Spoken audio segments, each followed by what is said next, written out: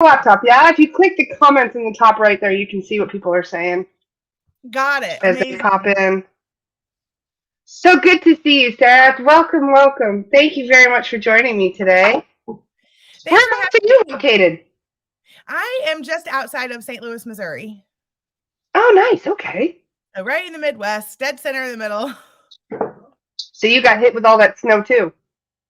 So I've been sitting on the cusp of it. We've been getting more rain than anything, and we had an ice storm on Monday, lots of snow days. So I've had kids home.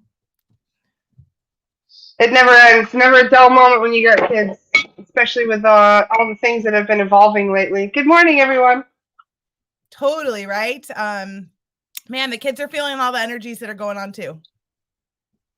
Oh yeah, I think they might even feeling it more than we are. They're very in tune with energies, and yeah, I've definitely noticed the kids are saying something. I have a 7-year-old, and he's been asking me all kinds of questions about things like deja vu lately, because he's picking up stuff. And then it was funny the other day he lost something. He put something down in one place, and then it grew legs and disappeared. And he was so perplexed by it because he's like, "Did you touch it?" I said, "No, I didn't touch it. I swear." And there's only the two of us, so he's like, "Maybe it's in another dimension." He said to me. Oh my gosh. Well, let's talk all the things about kids because that's what we're here to do today, right? Yeah, as well. Well, So go ahead. no, I was just gonna say it's just amazing how they're picking up on things that I never told him that his thing might have disappeared into another dimension. Never told him that that was a possibility. No, So because the truth is, he actually just knows.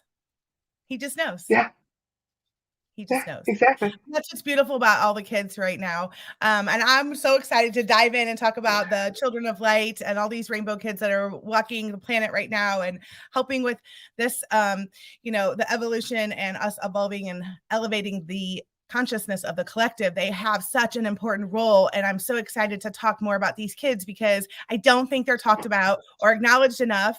And I just it's literally been the catalyst to my experience of opening completely up as my daughter. So I'd love to just jump in and start telling the story and then talk all the things about the kids because they are here, you guys, to really help us. And if we just stop and pay attention, the children truly are, I have chills just saying it, our greatest teacher. They're the greatest teachers that we have. Yes, they really are. And we're constantly evolving and learning from them. Totally. How many kids do you have? Well, I always joke, I'm like the old mother who lived in a shoe. She had so many children, she didn't know what to do. So I have a blended family. I gave birth to 6 children. I have 5 with my ex-husband and then 1 with my current husband. And then he has 2. So together we have 8 and they range from 6 to 26. Wow, you got your own Brady Bunch. I do. Well, I was joking, but I don't have Alice. Yeah. I don't have Alice. That would be nice, yeah. Yeah. So what is it like having so many, children when you're an awakened person? And how did you, teach them how to meditate and all those things? So they taught me. Bless. I have chills. I know I was gonna have chills the whole time talking about the kids because anytime I start talking about the children of light, and I just literally my whole body goes into chills. But my children have been the ones that have enlightened me and woke me up, and it's really an interesting and fascinating story and dynamic to really understand. My journey began. Well, really, probably in my whole life, right? I've always had all this stuff going on, not knowing it, but just I've always just been a personal development junkie since about 2005. And then in 2019, I took a really intentional dive into my personal development and wanting to just evolve as a human and just, really, I always focused on the law of attraction and manifesting, just things that I was interested in, a lot of personal development books. And then I actually took a class in 2019 and there was an experience in that class that they don't actually tell you when you're doing it, but it is a practice of mediumship. And I was amazed when we did this exercise how much I knew. And I was like, how do I know all of this stuff? Like, this is weird. And so as I continued to explore and evolve in that space, I began to open. But my children at the time, let's see, my oldest is 26. My daughters are 22, 24, and 26 today. So they were late teens and early 20s. And then I have a son that's 19. So he was even involved in this too. So those 4 kids were the ones who woke me up. So they started to like share things with me, talk about the 5th dimension. My daughter would come in and say stuff, and I would be like, girl, what are you talking about? It was so like over my head. And sometimes I would find myself going down rabbit holes because they would spark some type of thing in my mind that would make me want to like explore or look more. And then other times I would dismiss them just completely. And there were some events that occurred from 2019 to 2020, but in 2020, my daughter, who is now 6, she was 2.5 at the time. She wasn't even 3 yet. She began seeing the spirit of someone who lived in my house previously that passed away here. So the homeowners of my house, I actually knew the family. I knew their son had passed away here. I've always had a different relationship with death, so it didn't freak me out. It wasn't weird. But he had taken his life in the driveway, actually. And Camille was 2.5. And every time it started on a Monday, and I went to tuck her into bed, and she was always advanced. Let me just preface it with that, you guys. Camille is my youngest. She was destined to be here. I had 0 plans of having her. We always joke, my husband's 40th birthday surprise. Like, it was not in the plan for us to have more children, but she was making her way here. It didn't matter. She's coming. And I'm super clear that she came for a massive purpose, because we call her the love child. She's I call her my rainbow unicorn magical mermaid. Because she is a walking oracle. So she was 2.5. It's a Monday. I go to tuck her in, and she starts telling me about Sky Robot. And I'm like, who is Sky Robot? And she's like, well, he comes from nowhere. He just comes under my bed or from out of the closet or through the wall. And I was like, oh. And then the next night she was like, Sky Robot says this is his room. And I'm like, oh, he does? Sky Robot says that he wants to play with my toys. So like then the third night, it was more about Sky Robot. At one point, I eventually texted the previous homeowners because I know them. Like, I've known them for a family I've known for a long time. So I messaged the dad and I was like, hey, I have a question. Which room was Bobby's? So she called him Sky Robot. His birth name is Robert. Yeah. So super close. And by the 5th night, she described his injuries. And I was like, wait a minute, like, this is wild. And I was so beyond my scope at this point. I was like, I need to ask. And something told me to not dismiss her. And it's really interesting how we evolve as humans or parents, because my first child, there's a 20-year age gap. There's 20 years between my oldest and youngest child. When I had her, I was a really young mom. I was a teen mom. I had her when I was 18. And so when she was 2, when my grandfather passed away, she did the same thing, but I dismissed it because I didn't know. And I just was like, okay, no big deal, and dismissed her. So now it's happening 20 years later with my other child, and I'm completely in a whole different space. These other kids have already started the process of waking me up. And so I'm like approaching it with a curious mind. And then I remember sitting with my husband and talking about it, and him saying to me, you know, what's really interesting? She doesn't seem scared of Sky Robot. She just seems irritated with him. And I was like, yeah, because he kept telling her it was his room. And she kept saying, no, this is my room. So they were like arguing about it. And so then I basically hired a psychic, because I was like, I need to know what's going on here. Because I had a referral. Someone's like, hey, go talk to my friend over here. She can help you. And then the rest is history. So I get on the first call with her, and she immediately says to me, hey, girl, I don't know if you know this, but you're psychic. And I'm like, what? And I said, well, I had a few experiences. And then the conversation just began to snowball from there. And so it happened really fast for me. So fast. Like, it was like I just woke up one day and all my gifts were there, right? I did have to work with her, and I did some exercises and some things to strengthen my intuition and stuff. But then, like, all the puzzle pieces started to come together where I could see in my life how it had been showing up the whole time, and I was just dismissing it as coincidence, or people would always tell me, they would always be like, Sarah Jane, you have the weirdest mind. You always remember like the most ridiculous things. They would say, if someone forgot something, just go ask her. She always knows. And I've come to realize it's because I have the gift of all knowing. You're claircognizant. I was just about to say, that's how you have a little oracle too. She's claircognizant. Exactly. Wow. So I didn't know that. So it's my claircognizance. I just have the gift of all knowing. And so I wouldn't necessarily remember. It's not that I remembered what somebody was wearing that at that event or what they were doing or who was there or who wasn't. It's just that my mind knows. And so, and there's sometimes where it's wrong or it doesn't know, but I just would dismiss that. And people would just tell me, you have this really weird mind. So as this child kept going, it became like this dance that the two of us were in. So Camille is her name. And Camille and I started just dancing in our magic and started asking questions. And then the next thing you know, I literally, when I say it was fast, Laura, I mean like go like 0 to 100 in 2 seconds. Like it all happened so quickly. And I was immediately like starting to do sessions with people. And because I saw how quickly it was helping, there was so much death going on after 2020 that many people were just searching for connection and tapping into their loved ones. And I am an accurate medium. And it's just one of the greatest gifts that has come forward. But the greatest part of it has been the evolution of the children and my awareness and how much they are bringing the light that they're bringing to the planet right now and the important role that they're playing. And I'm excited about this because these children are here to wake up their parents. They came to do this. So I kind of have started making lists of things, how to identify a child of light. So many of them are children of light. You will know. They just, I even made a TikTok video, like 10 ways to identify if you have a child of light. But one of the things that makes them stand out amongst everyone else is when they walk into a room, they just exude pure love. And what they are here to teach us is truly two things. These children are here to remind us adult humans and all of our humanness, because we forgot who we are as our higher selves.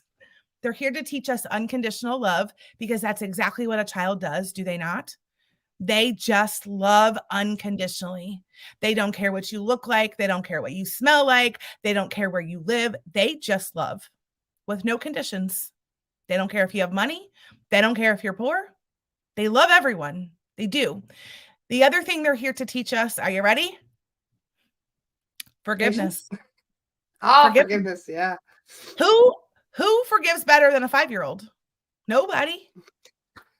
That's so true. I am not a believer in corporal punishment. However, I know that if you spank a child and you turn around literally right after you've spanked them, they will hug you right back and forgive you for whatever just happened. Will they not? It's instant. There's no delay or wait. They don't say, oh, I need to think about it. I'm not ready to forgive you yet. They forgive immediately.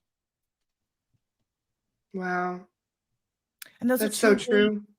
It's two really big things that we as a collective need to work through.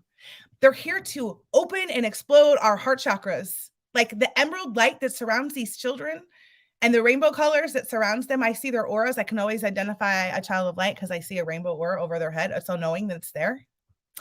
The other thing I came to discover, and I'm still playing with this and exploring and digging into it. We talk about rainbow children, right?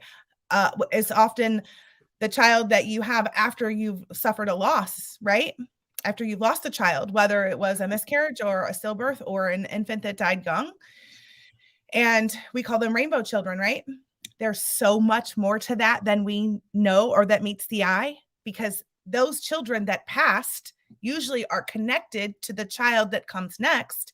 And they are also catalyst to the opening and awakening of the parent. So many moms have lost children and babies and miscarriages and infants, and they're actually here to awaken them and to help them on their journey and to enlighten them and to elevate them. They're already in the 5th dimension waiting. There's like an entire team of them is how I see them. So I work with the Council of Light.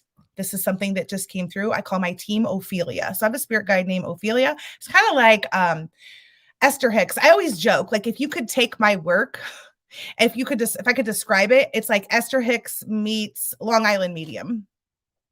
And so Cool. it's like I channel all the personal development stuff. One, because I just have been doing it for so long, so I just know it forward, backwards, and in my sleep. Two, just because I just receive the information. But then there's the mediumship part where I just connect and I can tap into past loved ones, or I can tap into the children of light, or I can tap into the council of light, or my entire spirit team that's massive. I call my team Ophelia, because I have tons of people on my team, and Ophelia is my team. So I can't wait to see more of this, because I'm starting to actually have more conversations around this. And that's why I was so excited to come on here and talk about it, because I know there are so many people watching your space that have these kids in their house, and they don't either know what to say to them. They don't know how to identify. They're questioning whether or not that's what they're here for, or how to work with them. But these kids, they know. You don't even have to worry about it, because they already know. You'll see them talking about rocks or crystals. If they're boys, they might love Star Wars. You guys, there's so much more that meets the eye with Star Wars. It's basically the truth of our own history. Is it not? Say it. Yeah, it is. Yeah, Star Wars is riddled with truth. One of my favorite things, I got to share with you a story real quick. This is from one of Dolores Cannon's. She's a very famous hypnotist. I don't know if you know her.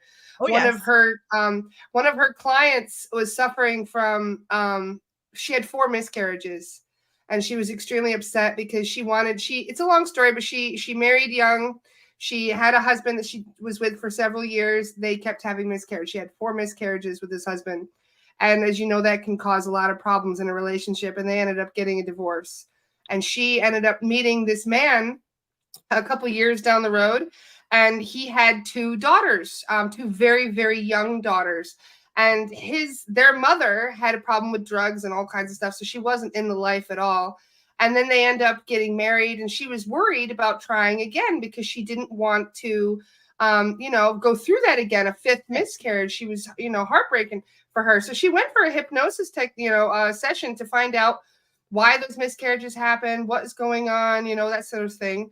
And it turns out that the 2 children that she adopted through her new marriage are the same 2 souls that tried to come in twice before. They realized that she wasn't able to carry them in her womb, and they knew that she would end up marrying this man. So they ended up choosing that man as their father. So that way they at least will be raised by her. They still get into the family one way or another. So even though her womb wasn't one that brought them in, they still chose a way to come in so they could be a part of her life. So spirit finds a way one way or another. I totally agree. And where the soul is meant to go, the soul will go, right? Yes. I absolutely resonate with that deeply. And actually, I did 2 of those hypnosis sessions last year, actually. And it's really interesting because after I did them, I wanted to read every Dolores Cannon book that ever existed. I bought 2 of them. And then Spirit said, actually, I can channel Dolores. And I have. I've channeled her multiple times. And when I have channeled her, she tells me every time that I can't read her books. And I get mad. I actually get upset.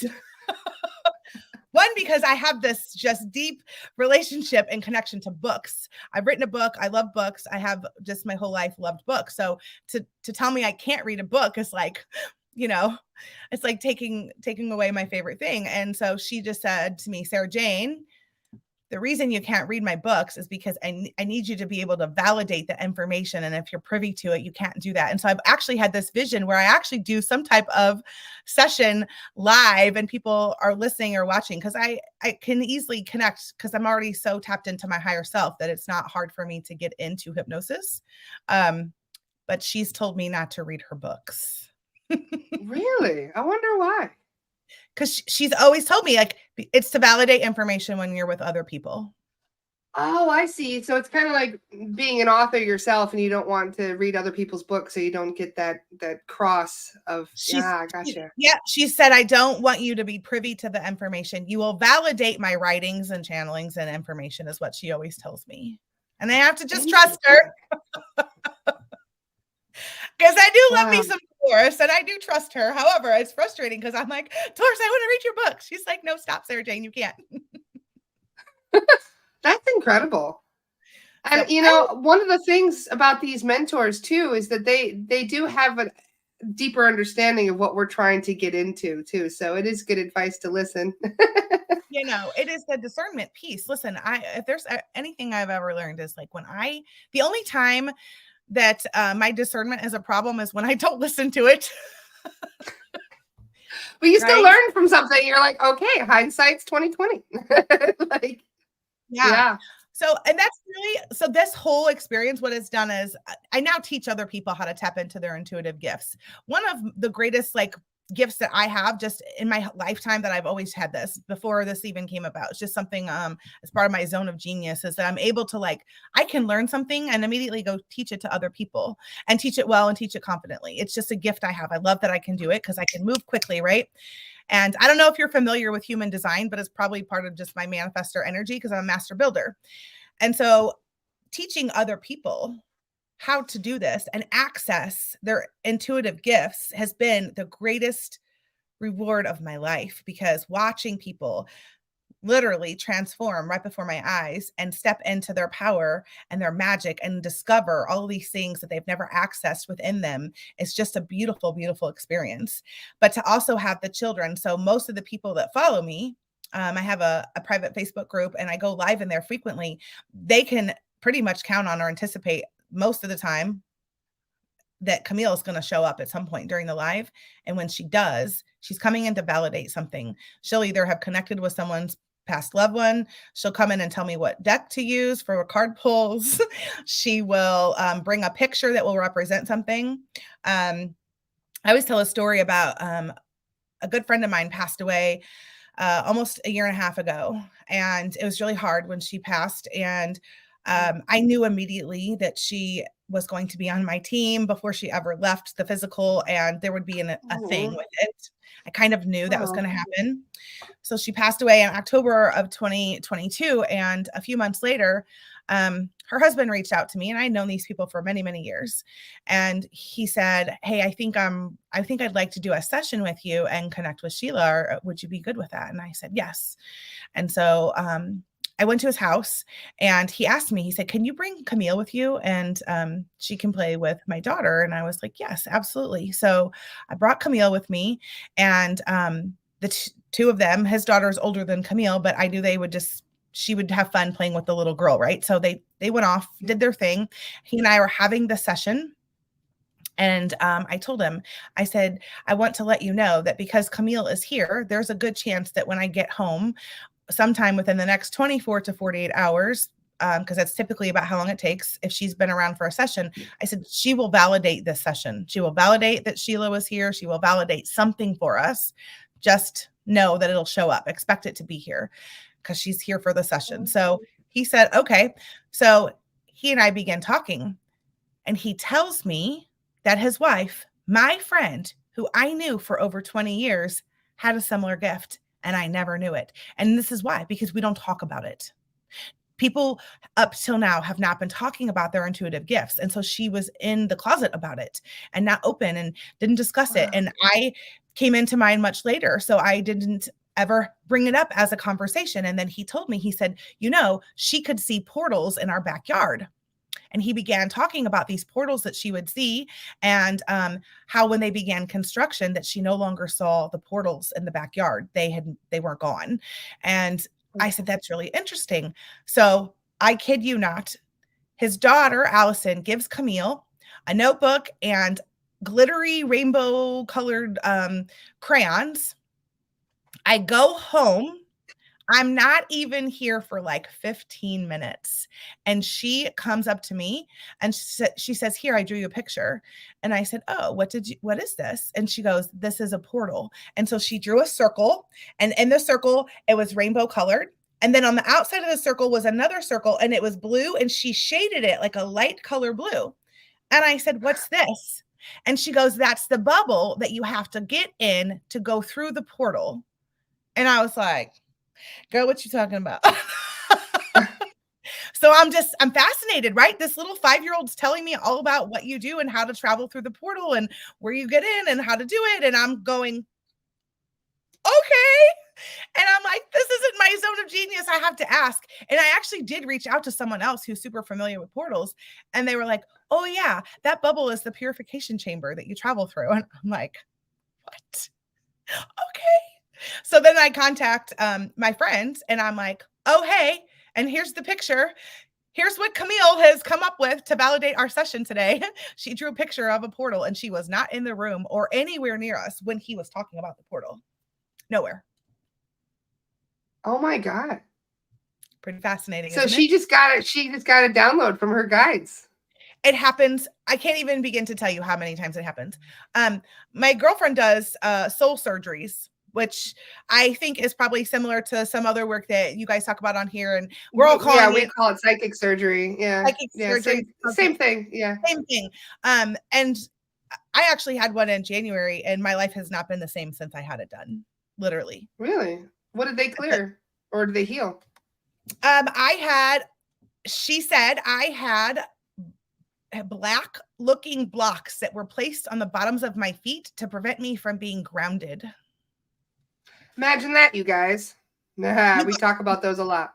When I tell you that that was the most profound discovery of my life and clearing that I've ever experienced, I am not kidding. My life has not been the same since I had this energetic removal. She said that they were taken off. They took them off. And then I had gold slipper plate looking things that were placed on my feet. So I could now be protected at all times.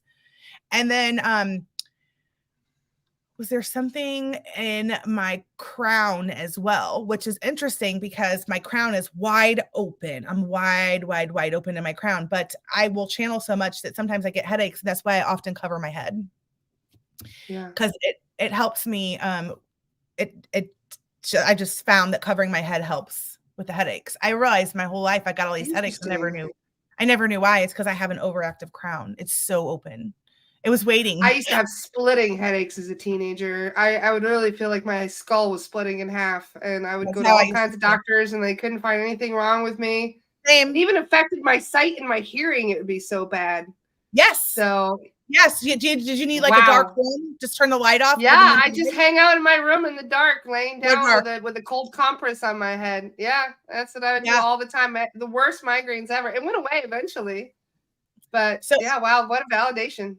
Thank you. So oftentimes, it's because of an overactive crown. That's why. It's like, and then sometimes there might be blocks in other chakras that aren't allowing the crown to be accessed, right? That's what was happening with me. I actually did so as this whole experience with my daughter was going on, I went to a mystic fair and I had never even been familiar at all with Reiki. It just was when I tell you that my awakening was super rapid fast, it was like, shoo. And so Reiki wasn't something I was familiar with. And I was like, oh, let me try this out. And I had a Reiki session at this mystic fair. And this woman, when I got done, I sat up and she looked at me and she goes, I've been doing this for 20 years. And I've never seen someone with such an open crown and an open third eye and with a spirit team as big as yours. And the minute that you clear out this root and sacral, you are going to be like, and then that's exactly what happened. That's amazing. Yeah. So there was something trying to stifle your gift then with those blocks under your feet. It's trying to stop you from grounding. Well, does it not make sense? My whole life, everything about my life, when I found out these blocks were on my feet, made sense. It was like it was as important as receiving my human design chart or astrology chart, right? Because it was such validation to me.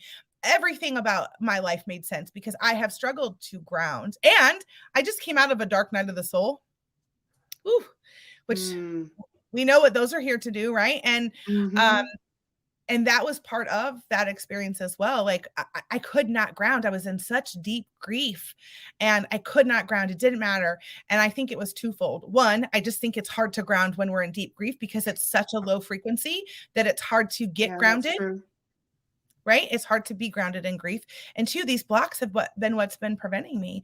But I also I know as in human design, as a manifester, I can manifest like crazy, but it's important to have a solid mindset because you can manifest some unwanted things if you're not mindful, right? And aware. Absolutely. However, I do feel like those blocks were a block to my gift as a manifester, because the manifester, I don't know if you know this, but like I just recently learned this and it made total sense to me, but our throat is connected to our yoni. So when females and women, because of our divine feminine, when we activate that through the vagus nerve, we open the portals of manifestation. And when you look at human design and you look at the chart of a manifester, what identifies someone as a manifester is they have a motor to the throat on both sides. Interesting. Well, that would make sense that we're manifesting because we're Yeah. here to inform and initiate. And if we're using our voices, we're activating the portals of manifestation through the yoni, right? And if you look at the Ah, diagram of a throat and the reproductive system of a female, they actually look the same. interesting. Isn't that Wow. fascinating? Yeah. You've given me a lot to think about just there alone. That's Oh, amazing. listen, that's my next thing I'm moving on to is teaching how to access um, our our manifestations by using and connecting the voice through our experience of pleasure. It doesn't have to be sexual. Pleasure can be getting an assault bath and just expressing how much it feels great when you get in. For me, that's how I clear my energy. So the moment, and water is how I connect and clear as well. So water is life for me. Water is everything. So when I get an assault bath and I'm like, oh, and just expressing how good it feels, that is a way to activate it. So I'll be teaching more on that because that's what I love to do is I just teach lots of workshops um, and share all the wealth of knowledge that I have and as much as I can. But I do think that it was really profound for me to have that clearing off my feet and to see the difference. And now, because I'm such an open channel, I probably will do energetic clearings on a regular, like as maintenance, as part of my self-care routine, because I know being an open channel, I'm susceptible to more things coming in. Right. I was going to say something put those blocks under your feet. That is not something that you manifested. Many of us are, especially when we hit that dark night of the soul, when we are struggling through things in the low vibration, and unfortunately it's easy to pick up other things, entities and that sort of thing. And that's why we talk about this. Excuse me, so much. I'm not, see, my throat chakra just started shutting right there. It's like, what was that? Weird. Here's the type of thing I'm gonna just go over more experiences I've had with the kids, because I want other parents to know when their children are showing up doing the little magic, and often it's just being dismissed. But so it's really interesting. I had a falling out with one of my greatest teachers, and it was really hard because she would talk about psychic attacks and it wasn't in my experience. I didn't understand it. It just was not something that I could even like comprehend, if I'm being honest. And I didn't dismiss her. I just didn't get it. And she would talk about it frequently. And I felt like at one point I was like, girl, I feel like you're manifesting it because of how much you're talking about it, right? Like because it wasn't in my experience. And then one day it was, right? So one day I'm sitting here having a conversation. It was actually with that exact woman. I was on a Zoom call with her, and dead conversation, middle of it, I suddenly feel hands around my throat. And I start choking. And I'm like, and then I felt my heart rate increase. And I was like, what is going on? And something told me to get my my watch that would measure my heart rate. And I don't ever wear this watch. I don't like the frequency on me. I only wear it when I get in the pool, when I get in the water, so that I can keep track of whatever I'm keeping track of in the pool. But it's the only time I wear it. And I happen to have it plugged in because I had been in the pool that day. And I'm like literally feeling my heart rate go up. And I said, I feel like my heart's about to beat out of my chest. And I'm like feeling these, like I'm choking, like there's hands around my throat. So I put that watch on. My resting heart rate was 218. Holy And shit. it stayed like that for 2 hours. And it didn't change until I said a list of commands to remove it. I'm not gonna lie, it did kind of scare me. I wasn't terrified, but I was shook a little bit about it, as would anybody be. And I immediately said to her, I'm so sorry. I want you to know it's not that I didn't believe you, but what I've come to realize is if you don't understand, you just don't understand. And that's okay. We hold space for it. It's a deeper However, part of the rabbit hole, you know? You didn't get to that point yet. Yeah. and so then I started to discover through that experience that there was a lot of spiritual bypassing going on, and it's happening a lot in our community. It's happening everywhere. There's tons of spiritual bypassing. Everyone talking about just being the light, being the light, being the light. You guys, the contrast has to exist. The contrast exists, the dark and the light. You cannot have one without the other. So we are foolish to think that there's no dark if that's the belief. And I don't mean that disrespectfully. I just mean like there is darkness and you have to be aware of it. And it's part of what's going on. There's this massive spiritual war that's been going on for a long time, and we can't dismiss the dark. We can't. It leaves us naive if we do, and it's susceptible to attacks. Susceptible. You know? That's the exact word I would say, susceptible. Absolutely. And so I do talk about it, but I talk about how to protect the energetic field, how to clear yourself daily. Listen, spiritual hygiene has never been more important than it is right now, and that's not going to stop. It's going to continue. And the reason being is because the lighter we shine, the brighter we become, the dark will continue to rise. It's going to continue attack. This is not even the worst of it, you guys. We have not hit the worst. They're going to attack. So the more you're shining. I got choked in my sleep twice last week.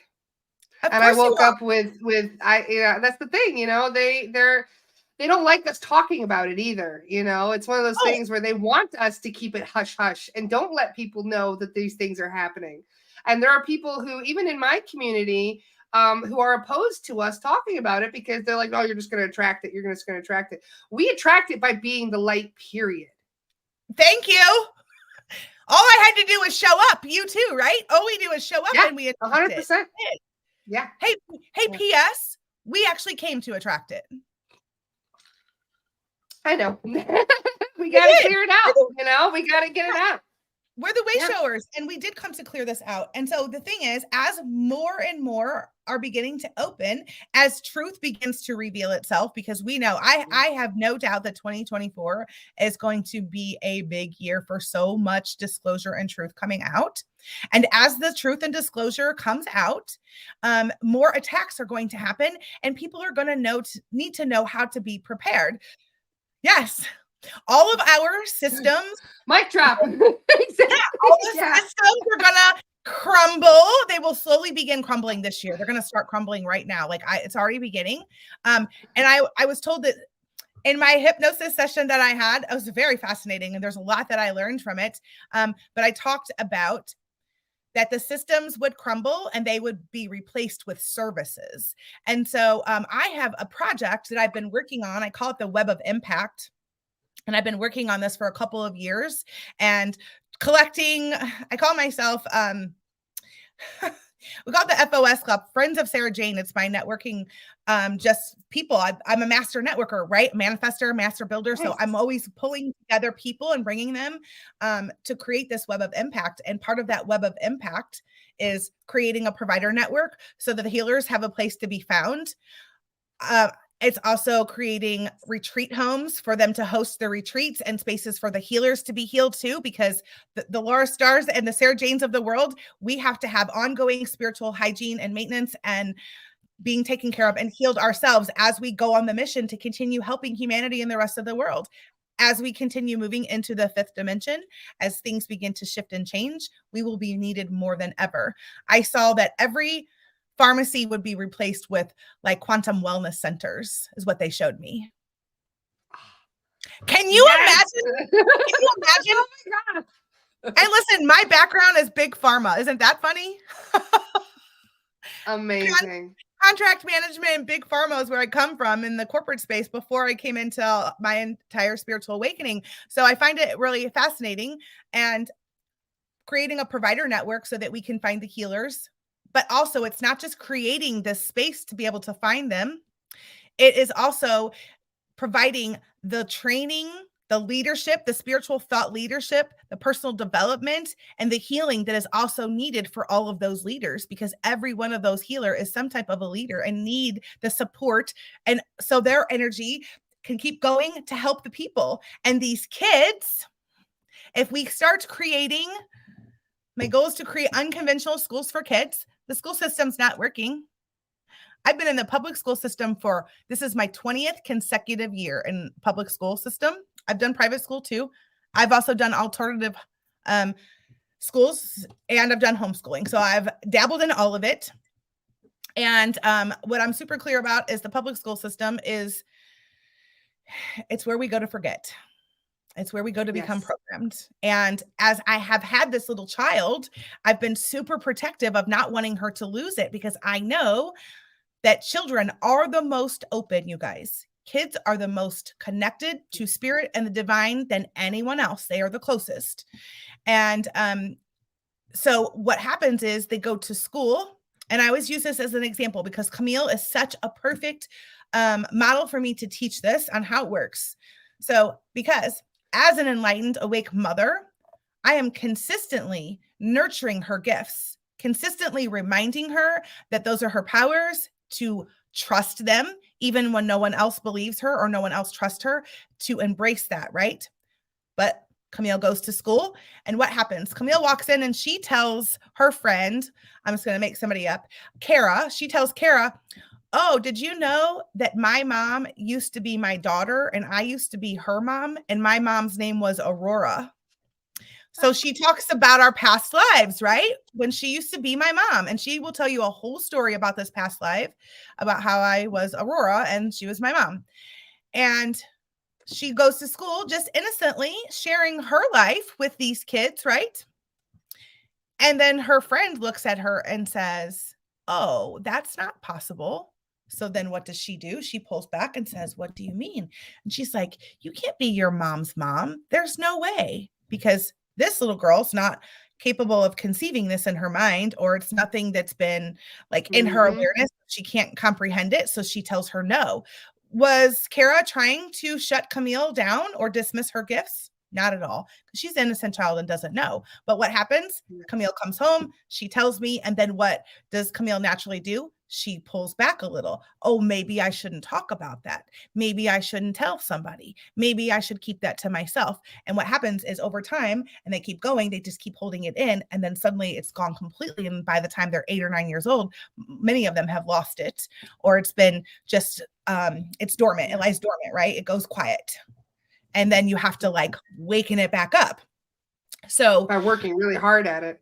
Yes. So if we can, as parents, begin to acknowledge these amazing children that came here to help us and nurture their gifts and not dismiss them when they say it, oh my gosh, imagine what would happen. And I think that that's part of my job, is to get out and speak to the audiences who of the people that have children that are like 10 and under. That's the people that I want to talk to make sure you're nurturing these children and their gifts. The other ones that are magical, excuse me, AF. I don't know what the cussing rules are. We swear, we swear a lot on here, so don't worry. All right, we love the F-bomb especially, so don't worry. It's just a way to express open that throat chakra, fuck it. Yeah. So I'll tell you who's magical as fuck. The most magical children you'll ever come across that are connected to spirit so deeply are kids with autism. And I have such a mad love for them. Wow. And that you know what else surprised me one bit, actually, come to think of it. Really stop and think about a child with autism. Like, really, if you really stop and think about it, you'll realize how magical they actually are and how connected and how much they actually know. And they also are just bright lights that came here to shine. That's they carry a certain vibration and a certain frequency within the planet to help elevate the consciousness. They literally carry a frequency. And one of the things that I have come to discover throughout the last year, and just with some other friends who have deep passion in working with children with autism, is they respond very well to sound frequency. Like, it's a thing. That's why they love music so much. Yes. So many of them are like savants with music, and it makes you wonder where they're getting that. That's, oh, wow. Listen, if I could find a way to take a big megaphone and just project it out to the world to let all the parents of the world know that their autistic child is bringing so much healing to this planet, just simply by the frequency that they carry. So if you're a mom or dad listening today and you have a child that is autistic, I just want to send you so much love and say thank you for being the parent of these amazing children, because just their pure existence elevates the frequency and the vibration of the planet alone, just their pure existence. And I love the kids. So they will often say a lot of things too. I tell parents to keep a journal. Start writing down the things that your kids are saying, past lives that they talk about. If they talk about anything that's like outside of this dimension, other worlds, if they ask about Easter, because there's a lot of prophecy that is playing out as well. Interesting. Mine asked about Easter like 2 weeks ago. Okay. It's a thing. You know why? Why is that? So it has to do with the Bible and the prophecy and the rapture and revelations and many of the things that are playing out. I don't know what your belief or everybody else is watching is belief. It is my belief that there has been so many things changed in the Bible. There's a lot of truth to it, but we know it's been altered and changed and shifted and turned. We're on the same page. Yep. You fit a certain narrative, but you have to discern the truth. And there is much truth. And when you pull that out and you start looking at some of the things that's in Revelations, it actually is part of the ascension process that we're going through, moving in from the third dimension to the 5D and beyond, because some people are not just going to 5D, they're going beyond 5D. Yeah. So, and then they always show me, and it's really interesting too, because in my hypnosis session, I talk about New Earth. I talk about there being a rainbow bridge and that it presents itself. And so I always tell people, not if, there's no if, it's when the rainbow bridge presents itself, cross it. And it's coming faster than people realize. And it depends on what timeline you're on. Here's the other thing I want to talk about too. They're telling me like, this is something I need to mention. If you're arguing with your spouse, your divine counterpart, your siblings, your best friend about something that happened, chances are you're on different timelines. It's like a timeline crossover or jump. And I'll use an example. So my husband came in and he goes, where's my lamp? I go, what are you talking about? And he said, the lamp on my nightstand, it's gone. And I go, the lamp that's been gone for like 2 months? And he goes, no, it was just there yesterday. And I said, no, your daughter. So his daughter comes every other weekend to stay, and her light switch broke. Then my daughter that we share together, our child that we share, her light switch broke. So we had some weird things with light switches going on. And so Camille had taken Bella's lamp and put it in her room. So then Bella didn't have a light. So when she came to visit, she took his lamp off of his nightstand and put it in her room. But it was like 2 months prior. And I'm looking at him going, what are you talking about? This thing's been gone for like 2 months in Bella's room when the light switches broke, remember? And he stood there and he looked at me and he goes, I don't know what just happened, but I think I just glitched out on the Matrix. And he's like not at all into my woo stuff. Like he doesn't get a lot of it. He'll listen to it. He's open to hearing it. But it's totally not his thing.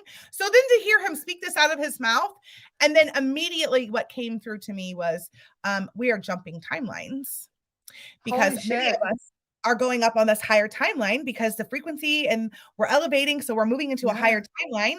And if you go back to a lot of the teachings of Dolores Cannon, does she not talk about how we're playing out multiple lives in many different ways? So that's what's happening. And then I thought to myself, I wonder how many people have arguments with their spouses or their partners because they think something happened, but the other person remembers it differently. And it's simply because you were on a different timeline, and it's how you remember it depending on which one's playing out. Literally just this morning, when I say at the beginning of this podcast, Aiden said that thing must be in another dimension. I was like, okay, because there's no other explanation. It just disappeared, gone. So that was his only explanation he could think of. Oh, it must be in another dimension because I didn't move it, and if you didn't move it, it must have grown legs or disappeared. So that's funny. That's amazing. And it's quite capable, right? The the kids are going to start bringing more and more of this to the table. And it's going to get to the point where the parents aren't going to be able to dismiss it anymore. Right now, they're just being dismissed, right? But the more awareness we bring to it, the more conversations we start having, this that you're doing, I'm telling you, what you're doing is so important. Bringing people to the table to have these open conversations, to talk about their experiences, to talk about their enlightenment, to talk about all the things is what's needed, because it gives other people permission to express it themselves, but also not feel alone in what's going on. Right. I think that's the piece that I don't think is talked about enough. I think that there is a level of feeling completely alone in a waking up experience, right? As you're coming into your enlightenment. And oftentimes there's a dark night of the soul that is attached to it, right? So it's a dark, heavy space to be in. But these kids are here to shine that light and to show us the way. I'm hearing a song. My clear audience will just like pop in and a song will pop in, but it's the song Show Me the Way. It's old. I think it's from the 80s or something. I'll have to find it. But that's the song I'm hearing, because they are showing us the way. They literally are. And some of them I'm hearing too, like they're saying to remind everyone of this as well. It's not always just the little children. Don't forget about the teenagers. And the millennials that have been labeled as lazy. Can we talk about that for a second? Oh yeah. Just because they don't want to slave away like the previous generations have? They just absolutely refuse to subscribe to the nonsense, and I admire them for that. And I have kids that are on the cusp of what's after millennial? I'm not millennial. I'm before millennial, so I'm Gen X. So what's after millennial? I forget. Is that Gen Z? I don't even know. Something. Oh yeah, it is Gen Z, isn't it? Okay. Yeah, something like that. So I'm X too, so yeah. Those kids too, like they literally are just saying, no, we're not doing this. I refuse. Like even my kids with school, like I look at my 19 to 26-year-old, 3 of those 4 kids that I have went to alternative high schools for the simple fact that they just couldn't follow the mainstream. And it's because you're trying to take all kids and put them into the same box. And we're not all square holes. Some of us have round holes, so it doesn't work. So the peg doesn't always fit.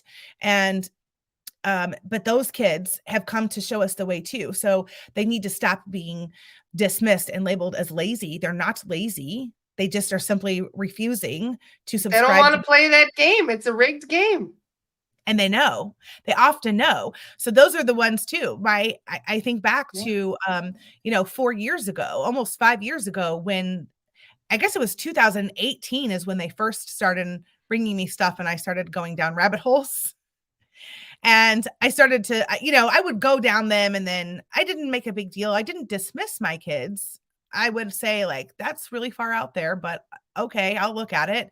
And then it just was enough of them, the consistency, and then a few other people coming in. But when Camille showed up and talking about Sky Robot, that was it. Like everything else, like, okay, here it is. Big light bulb, giant light bulb going off. Yep. And two, the other thing that I keep being reminded of as well, and the children are here to assist with this too, is telepathy is a real thing, and it's going to start increasing. So if you are having telepathic, it already is. Yeah, crazy. The telepathy is like amping up on another level. So those that are open are already experiencing it. But those that are just beginning to open are going to experience it too, and they're going to dismiss it. So we have to show them the way, and we have to be able to say like, hey guys, in fact, I wanted to start a group of practicing telepathy because I'm having it show up so much with some of the people I'm connected with, and we keep talking about it. So maybe that will become a thing. Who knows? It's becoming noticeable too, because you'll be thinking of somebody and then they'll call you or text you and you're like, I was just thinking of you. And they're like, yeah, you just popped into my head too.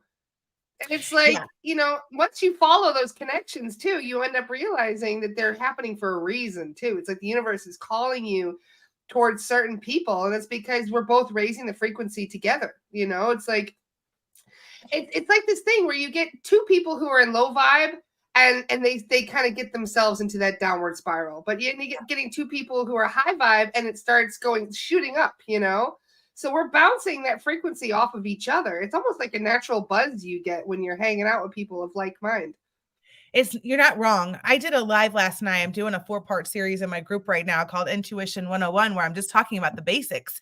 I love the beginners. They're my favorite because they're so willing and ready, right? And they're excited to learn. So I really, really focus on the newbies and the beginners and coming into their gifts. But I was teaching that segment, and then I did live channeling afterwards, which I often do in my group.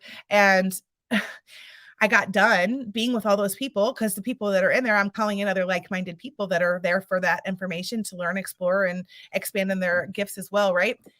I was on such a high, I couldn't go to bed till 2:00 in the morning. I'm like, I'm gonna have to reconsider what time these lives are at, because if I'm doing them at 8:00, I struggled to come back down. I was Yeah. just blissed out. I was in these bliss energies. That's the other thing too that's coming through, is to remind everyone, is that the bliss energies are a real thing. And those of us that have elevated or done enough work or have moved through our dark nights of the soul, we're beginning to experience them. I literally have been in them since I had that soul surgery in January 1st. I had it done January 1st, and I have been in nonstop, consistent bliss energy since. That's wonderful. So you're just Trust vibing. Oh, listen, I just came out of a dark night of the soul. So from August until December, I was in it deep, like the Yeah, deepest grief of my life ever. And it taught me so I much. It know. was here. It's the second one I've had in 4 years. And I hope I'm good for a while. I should be. But it came to bring so Very much to important the for the table for me. contrast. When you realize how low it can get, you appreciate the high a lot more. You know, That's so important. Say that again. I remember what I So said. I channeled that. when you are the contrast, Yeah. you're so right. It's being so low, but also being able Hmm. to go so high. That's exactly right. And I was in the pits of it. I really was. Like, I knew what to expect, because it was the second one I'd had. To some degree, I knew what to expect. However, like it was, I had to pull myself out of it. I also knew I had to lean in. The more you resist, the more it will persist. So I chose to lean into it. I wasn't sure how long it would last, but you know what got me through it this time is that the difference between the first time I went through a dark night of the soul and the second time is, this time I could identify and knew it was happening and knew that's what it was. And I was able to call in my tribe of support. So I had my tribe of people there to hold space and to love me and to pitch in and help when I needed to, just all of the things. And I'm so grateful for that, because that's been just really key and important to the entire experience. And that's the other thing I'm being reminded to tell everybody too. Many people are experiencing purging and releasing of relationships and friendships. And that's because you're no longer a frequency match to that. And in order for you to call in the ones that you match with, you have to release and let them go. And some of them are long-term, like childhood friends, people, some of them are family, and it's really hard to release and let go of them. But if you can surrender to that, it's hard.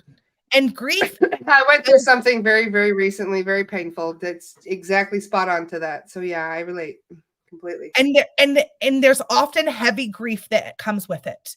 It can Yeah. be incredibly hard. However, if you can trust it, spirit will never ever guide you on the path that is incorrect. So you're always on your highest path, and that whatever unfolds, whatever falls away, whatever you experience, it is to put you on your highest and greatest timeline for the greater good. And that is not always easy to accept in your humanness, right? Because that's where the human meets the spiritual, and you're like, I have to human and You spiritual just at want the same time. everybody I to don't. love everybody. You just want everybody to get Right, along. You want everybody to have love. You want no animosity or drama. That's just what we're here to build. And when sometimes that you can't help but avoid it because the universe just drags you down the street, as they say, sometimes without your being able to control much of the right, situation. And then you absolutely. realize it all happened for a reason, and you just validated that even more for me. So thank you very much for that, Listen, Sarah. It's very I went poignant through one timing. too. Yeah, and listen, I only know a little bit of your story. Here's what's really funny about you. I have to tell you, this is fun telling it on live too. I get intuitive hits, and spirit will just bring me certain people that I'm supposed to connect with or follow. They will randomly pop up on my Facebook. And that's what you did. This was a while ago. but I think before the thing happened. However, I only caught little bits of pieces of it, and then they're like, you don't be privy to the information. Dolores told me this, actually. She said, Love you, Dolores. She said, Sarah Jane, don't be privy to that information. But she said to me, so maybe this is validation that you need to, because I'm going to give it to you right now. She said, you need to follow her. You need to follow her. She's on to it. She's got it figured out. She knows what she's doing. She is someone that you need in your space. So here I am, girl. And that was from Dolores. That's how I ended up following you, because Dolores came to me and she said, hey, this is the one right here. And I was like, okay. I believe she's one of my spirit guides. It's a long story, but I worked for her for 5 years, and I have a very deep love for her in ways that she feels like my grandma, even though we didn't meet in person. It feels like she's, you know what I mean? Like, yeah. So I have a very deep love I'm her for her. spiritual grandmother. Yeah, she's my spirit grandma. She's like, I call her my fairy godmother, but she's basically, yeah, she totally is. Well, do you want me to channel? Do you want me to channel what I'm hearing? Absolutely. We never say no to channeling. We love to hear from spirit. So I'm actually, I'm in channel just for you, because I feel like you need to receive. You're giving all the time, so this is a receive for you. Your team is cheering you on. I'm seeing an entire celebration going on, and Dolores is standing there with like her hand on her heart, and she's just saying, you've done well. It's almost like I'm seeing, it feels like, if I could describe it, it's almost like she's Yoda mentoring you, telling you, like, giving you the wisdom and telling you, she's just saying, connect deeper, connect with me intentionally. She says, you can channel me. You can. That's what she's saying. Do you channel? I was doing it while I don't know what I channel. I just get things coming in and I write them down. And I believe for many years, this is why we had that connection, is me working on her page. I would spend hours answering questions. Just how would Dolores want me to respond to this? And so I would constantly try and connect to her energy and just trying to get that information accurate as possible. And so I feel that's one of the reasons why I felt, yeah, like she's one of my. She says that connection has never been lost, and that it is to maintain itself. It needs to remain. So she's You're saying, gonna make me cry. She's saying a consistent effort in working with her from the spiritual realms, you'll be able to channel her just as I'm doing. You can do it. You just have to, she says, radical trust, my dear. Radical trust, my dear. She keeps saying my dear. I don't know what that means. It's funny because I actually, this is the reason why I chose to work with Laura Whitworth. It's a long story, but I've been dealing with a lot of psychic attacks lately, incessantly, to be honest. It's been nonstop, having to clear myself sometimes 4 or 5 times a day, because they just keep sending goons. But I call them goons, but I just keep getting things attacking me. And I actually broke down a couple days ago. I haven't really told anybody about this, but I got very emotional, and I basically said out loud, I miss how easy it was a year ago when I was just making memes and talking about Dolores. And I even said out loud, I really miss Dolores. So I'm going to cry now. So that's why I agreed to work with Laura Whitworth, was because I really miss Dolores so much. I miss her presence. I miss her knowledge. And it's been hard to go down a different path, because I do feel that she's very much a big part of my life. So thank you for that. I've never left. I'm right here with you. Yeah, she says, I've never left. I'm right here with you. You have so much. I'm just going to channel, okay? She says, you have so much innate wisdom. There are so many things that you know. There is so much that you already have access to. It's just a matter of believing that it's actually there, and then just fully surrendering and trusting and tapping into it. She says, you know the way. She says, let go of the naysayers. You know that you're doing right when you have the crowd of people that are telling you no. You know you're doing right when you're being attacked by the dark. The more attacks that you have, she says, the more you are doing right. He says, you came for this. Sarah. It's not easy. It is not. She says she wants your audience to know. She wants your audience to know how much energy and effort you're putting out into the world. This will pay off, she says. She says this will pay off. She's also showing me you walking into, I'm seeing you walk through these two doors, and it's almost like the doorway to abundance and prosperity is what I'm seeing. So she says, the windfall is coming. Don't worry. I don't know if there's a project going on, but there's something going on with I that. haven't had an income since I got fired from her. So I've been living off of my savings. Thank you for that, Dolores. She says, collaborative and creative partners are your most important thing right now. Figure out who they are and start putting people in place. Thank you. So she's showing me the Web of Impact, because I have downloaded this Web of Impact. I always say it's not mine. I downloaded this from the divine. That's something we can talk about probably on a personal level. I can just show it to you at some point, and you can see all the various humanitarian projects that I have connected to it. It really is to help with the entire ascension process. But she's just saying there are many of you that will be coming together to help create several humanitarian projects that will continue raising the elevation and the vibration and frequency of the planet. There is going to be 2 splits. She's showing me. I'm showing the Earth going to 2 different timelines, and this will happen a couple of different times, she says. As long as you remain in your truth, continue to stand in your personal power, practice your spiritual hygiene, you will stay on your highest timeline on the path that you're meant to be on in order to continue down this path of ascension. So she says, you guys are the way showers. You are the ascension guides. There's many of you that will be coming together in 2024 to execute the collaborative projects. She also says, don't be surprised if many of you have downloaded the same ideas and the same projects, even saying or posting. I posted about this the other day. She's reiterating this and just validating, confirming for me. She says, Sarah Jane, yes, many people are channeling the same things. Example, I'm going to use this. Many people in the last week have said the phrase to me, follow the yellow brick road. She says there's actually more significance to that than you realize. She says if you follow the yellow brick road, it'll eventually lead to the Rainbow Bridge and you'll cross it.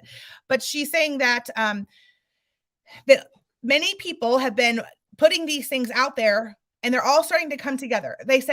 She says that some people have been channeling the same messages for a long time, and they just haven't had the awareness that other people were channeling the same, because social media didn't exist for us to be able to see it. Now we can see that I'm channeling this, so-and-so, so-and-so, we're all coming in with the same things. But she says we're all receiving some of the same divine messages in order to come together and create those collaborative projects to help humanity. That's why we're receiving the same downloads. That's why we're finding each other. That's why they're also saying, like, some of these platforms where we are censored, don't worry, there are still going to be spaces because you are divinely protected, she's saying. Oof. Holy shit. It comes out, girl. I'm gonna have to listen to this. I almost never re-listen to my podcast, but I'm definitely gonna have to re-listen to this one. This is wow. We're at like the 1 hour and 6 minute mark, so you know where to go back and listen to that part. I feel wow, you don't even know the amount of validation you just gave me.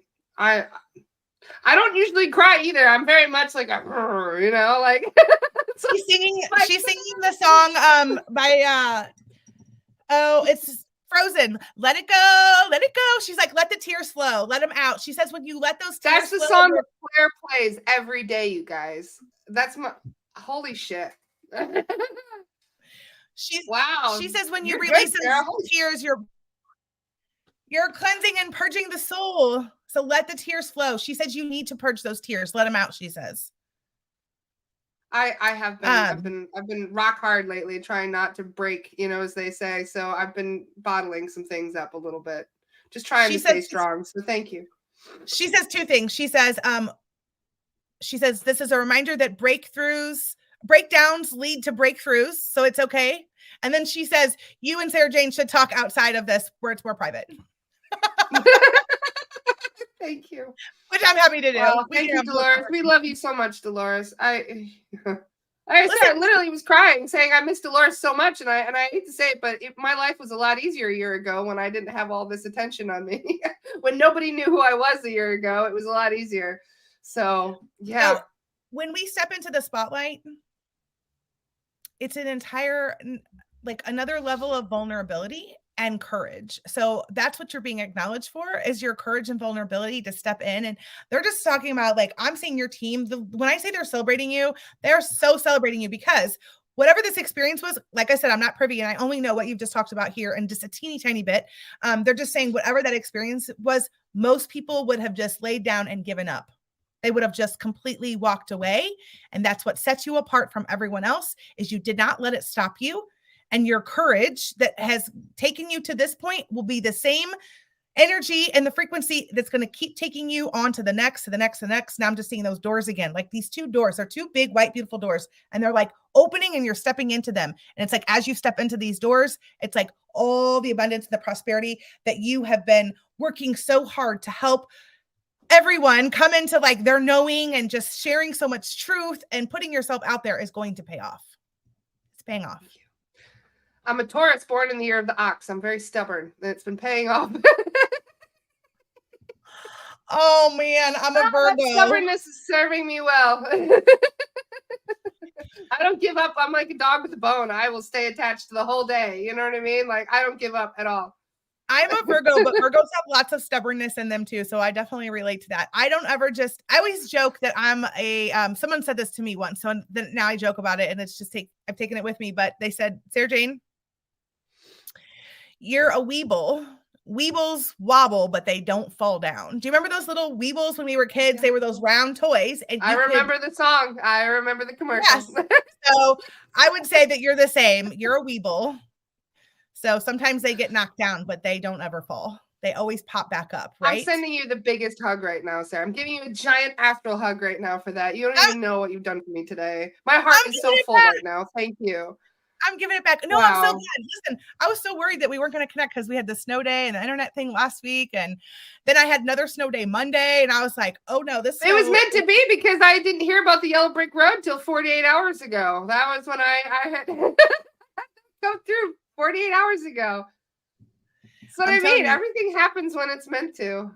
This whole, so you have an experience with yellow brick road?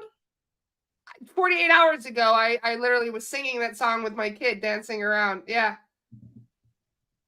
That's what I mean. Like, that's why you should see my face when you said that. Do you know what we call that? So I have a podcast called The Goddess Gab. We just started it in January. It's me and my friend Anna Wheatcroft. She's an amazing human that also does very similar work. And we have a little segment at each one of our episodes at the end where it's called When Spirit Be Spiriting. So like when things show up that are so like evidential, you can't ignore it. So the fact that the yellow brick road has been in my experience and coming up for the last week for myself and many others. And now you've also validated for you too within the last 48. I got goosebumps right now as you talk about this. It's a perfect example of when spirit be spiriting. Yeah. Yeah. It's like your sign. Say it, but they're really trying to make sure that we know right now. You know what I mean? Like they're just driving the validation train, it feels like. And it's just coming through miles an hour. Wow. I want to touch on this because this is what just came through. You're 100% right. They do want us to just know that we're okay and that it's going to be all right. Because I think many people are starting to get tired. Oh, exhausted. I think the Lauras and the Sarah Janes of the world are getting tired. Like many of us are. So that's why it's important to still stay connected. They're saying even meeting together, just coming together in small group meditations or something, and or just coming on a Zoom and gathering with the other way showers just to share the space and just to share the frequency will be helpful for our energy, because many of us are getting tired. That's why we're doing this podcast. That's why this podcast exists. Yes.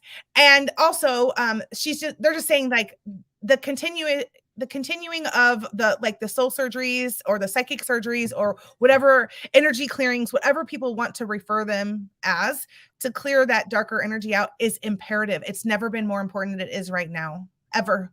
If you are a healer in any type, she's saying everyone needs to go get cleared. It will help tremendously if more people will get cleared.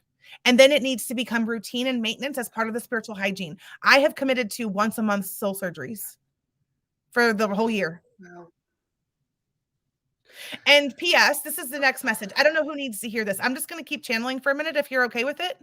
By all means, yeah. Please.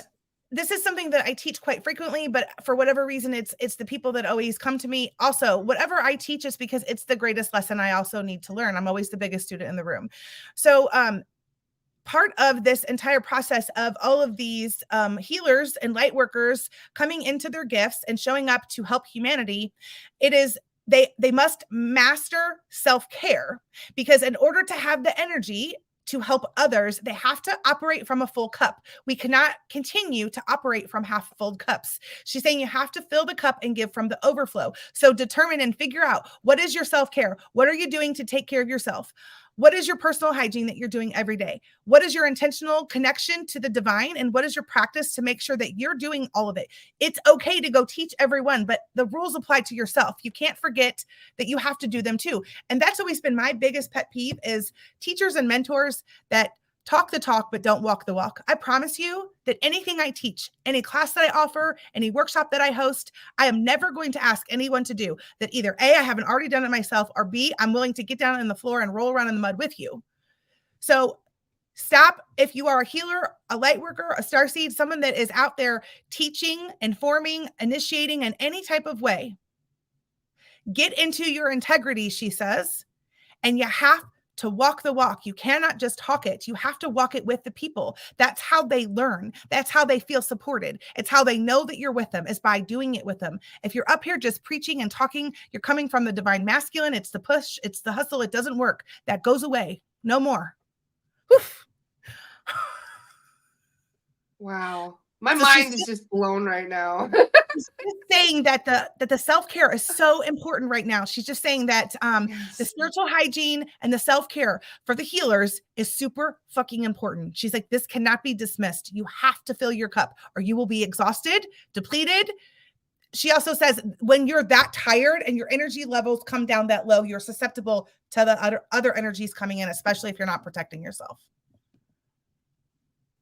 I'm going to share one of your followers' comments. Sarah Jane is starting a workshop called Welcome Your Woo, where she will teach you about spiritual hygiene, which will help with your clearing. Joined her group Quantum Healing for New Earth Living. She will be live tonight to talk about it more. Nice one, Anna. Great plug there, Anna. Anna Weecroft, let me just tell you, Anna Weecroft, if you don't know who Anna Weecroft is, go follow her. She is just absolutely incredible and amazing.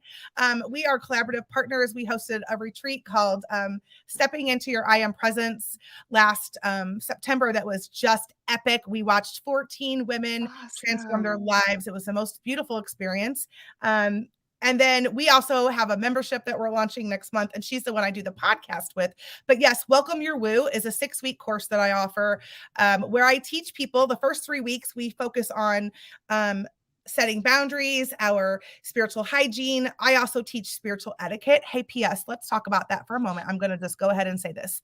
Spiritual etiquette is a thing. You guys, it is not okay to just divulge information to people without permission. The only time that we ever can come in with a message is if the higher self comes to you and says, this needs to be expressed.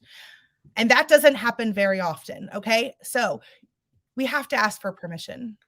I don't ever share information. And I share this with you. Yes. Love that. May I share it with you? A lot of, and Reiki as well. People just send Reiki. You have to ask permission too. You can't just send energy to people without their permission too. That's the only thing that you can send to people without permission, there's 2 things that you can send without permission: love and light. Yep. Ha! Love that. Because even this, you guys, I know that this will, let's talk about this because this is important. Mm-hmm. When we're sending Reiki to people without permission, you're interfering with the healing journey that they're on without them being privy to it. Yep. And that's a violation of their free will. And so some people are on a very specific journey. And so, like, let's think about, because this was, listen, I like to talk about the hard things and I'm not afraid, and I'm ready. Me neither. You're in the right place. I'm ready. So topic 1, are you ready for this? Of our podcast is God is a dirty word. And we talk about how the word God has been weaponized, right? And what's the meaning of it? We just express our experience with it. However, prayer has been weaponized as well. And prayer, if you look at it, we're all just coming from a different perspective. It can be a form of meditation, or or intention setting, or sending love to people, whatever. However, when we're praying for people, we're sending healing without asking for permission. It pisses me off when people say, I'm going to pray for you. I'm like, fuck I that. didn't ask you to do that. Exactly. I've always said that attitude. No, don't pray for me. I didn't ask you to do that. If someone wants Because to they say, use it as like an insult, you know, that they don't right, mean it in a nice way. They say, "Oh, I'll pray for yourself, for your soul," you know, like like there's no, something don't wrong even with think about it. you. Mm-hmm. Yeah, Oh, that was there's definitely one of so my many, triggers back in the day. yeah, there's so many Mm-hmm. layers to it. But the thing is, like, even prayer is something that we've been doing blindly. Like, we just show up and do stuff because it's because we're that programmed, literally, because that's what our mom did or our dad did or someone in our family, or we were told to do it, or that's what school taught us. We just do it. And I think like praying for people is one of them. We just pray for people, but in truth, what I came to discover in my entire journey is that when we're praying for people without permission, we're interfering with their healing journey. And there may be lessons that their soul came here to learn. And when you're praying for them and sending them healing, you're interfering with their journey. So stop doing that. Yep. This is why we always, whenever this is something I wanted to explain, because Jordan just said, can't SRT be done without permission? Or doesn't it get done without permission from the physical self? It's the higher self that we seek permission from. Because in many cases, they don't even have their sovereignty. They couldn't give permission if they wanted to, because they've been taken over by an entity or something. And they mess with our free will constantly. But you have to give up your free will in order for them to take your free will. So this is why permission is so important, and why we always seek permission from the from the higher self before we do a clearing. And if they say no, even if the ego wants it, but the higher self says no, we don't do the clearing. That's exactly right. Because the higher self knows better than the ego. That's exactly right. And the higher self's on another journey and it's saying, nope, not yet, not ready for that yet. So there's a reason, there's something they need to experience or go through or have happen before they're ready for it. But that's exactly right. And it goes back to the whole, like you're talking about with the, what is it, SSRT or SRT, spirit release therapy is what we call it. Spirit what? Related therapy? Spirit release therapy. So release SRT. Therapy. Yes. So that's what Ashley Kearns does. And that's what I had with the soul surgery. I'm sure it's something very similar. Yeah. But yes, permission has to be asked. Even when I do clearings, like if I do a house clearing, and I've done spiritual clearings too, I've kind of pulled away from it. I can do them, but they're just not my zone of genius. My zone of genius is channeling. And so when I've done them though, there's still an entire process. Even I actually my clearing journey and learning about them came from a book called Spiritual Clearings by Diana Burney. And in that book, she does talk about that too. And that's where I learned, like, you do have to, even in a clearing like that, even of a house clearing, like if I want to clear the dwelling, like my home, even if I want to do, like, you can do clearings on a business, you have to ask for permission. And the higher self has to say yes. And if the higher self says no, you don't proceed. Yeah, absolutely. And Dolores is saying yes, because when people are dismissing it, that's part of the spiritual bypassing that goes on and needs to stop. She's saying to me, the spiritual community needs to get in integrity. There are some that are just not in integrity, and people need to start using their discernment to decipher who is in integrity and who is not. She says integrity has never been more important than it is right now, ever. And she says, you won't be able to fool people because people are going to begin really relying and depending on their intuition. They will know. They will see through you. Yeah. She's also saying saying that some people are bypassing on a subconscious level. It's because they haven't had it come into their awareness. It's not intentional. So have some compassion for those that just aren't privy to the information because they haven't had it in their experience. She's reminding me of the psychic attack I had. She says, Sarah Jane, when you had that psychic attack, up to that point, you really didn't understand it. You wanted to you did your best, but people aren't able to perceive something until it comes into their actual experience. She says, it doesn't mean that we don't have the ability to hold space for them, and we can still trap in. That's interesting that trap came in. We still can tap in to use our discernment to find our truth, right? So I may not like somebody could not have experienced a psychic attack, but then use their discernment to know that when I speak about it or you speak about it, that it's truth. Make sense? Yes. Yeah. Truth carries a frequency, and so does lies. That's how you can determine somebody's lying to you without even having the information. Truth carries a frequency, and so does lies. That needs to be a quote. You need to put that out there. I'll make a meme later. Yeah. truth carries frequency, and so does lies. It's I'll true. write it down so I don't forget. Yeah, that's is true. a good And one. there's so many. Yeah, and it's true because so many people right now are picking up those things. That's why you can't stomach watching the fucking news anymore. There's so many of us that watch the news and we're like, no, I can't get subscribed to this because it's all bullshit. So before I came into my awakening, I was a news junkie. Like I watched all the news. Like I was the one that got up early. Like I think back to my corporate days when I was getting ready for work, when I worked corporate, I had the TV on, was listening to the local morning news. If I was home still at 7, I was watching the Today Show. I was coming home, catching the 5 o'clock news. I was checking my app. I was a news junkie, and I can't even touch it with a 10-foot pole now. I don't even watch it. I don't look at it. I can't do it. I can't. But yeah, you can use your discernment by looking at the news as well. Yeah, I hate to say it, but it's programming. They're quite literally brainwashing people when they watch it. And that's why so many of them, my parents, for example, they watch Fox News every night. And at the end of it, whenever they turn it off, they have this feeling of anxiety. You know what I mean? It gives them a panic attack almost every time they watch it. And yet they still go back for it. It's like an addiction to bad news. Dolores says it's not just a program. The news is an energy siphoner. That resonates big time. I don't doubt that for a second. She says, as our concerts, big stadiums full of people, they're ways to siphon energy from people. We actually saw a video the other day. Somebody was recording with their phone and they watched at a concert. It was a Lana Del Rey concert, and she's definitely into the occult. And they watched an entity bouncing from person to person. They literally got it on film. So you could see them feeding off of the people in the crowd. It was this big, it almost looked like a black shadow, and it kept jumping from person to person to person. Like one of those Peter Pan shadows, It's really interesting. Yeah.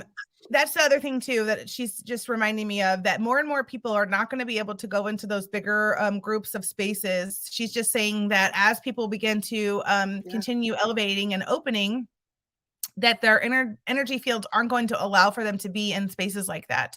So she says, if you're an empath and you're walking into some of those areas or spaces, like if you're going to a concert, you're going to a game, I don't know why she's showing me the Super Bowl. Even watching. I'm sure that's the biggest one of all, siphoning people with those weird cult concerts. Yeah, she's telling me even watching it live as an energy siphoner. But she says if you are physically walking into the spaces, she says some of you are going to get sick because your energy field is not going to allow for you to be there. So she's like showing me headaches, nauseousness, sweating, getting clammy. She says it's going to increase. People are going to go and they're not going to be able to stay because they can't handle it. Now she's saying if you're walking into, like, I'm seeing festivals where it's like, I went to this festival, you guys. It was the first time it was done in St. Louis. First time this woman ever held it. It's called Gathering of the Sisters. There was over 100 women at just the most beautiful outdoor area, camping type place. She says when you go into spaces like that, though, you'll notice that your body feels in the blissful energies because you're coming into the frequency of love and the frequency of unity, connection, and community. So when you're going into large spaces like that, you'll feel the blissful energies. When you're going into the spaces where your energy is being siphoned, you're going to feel physically sick.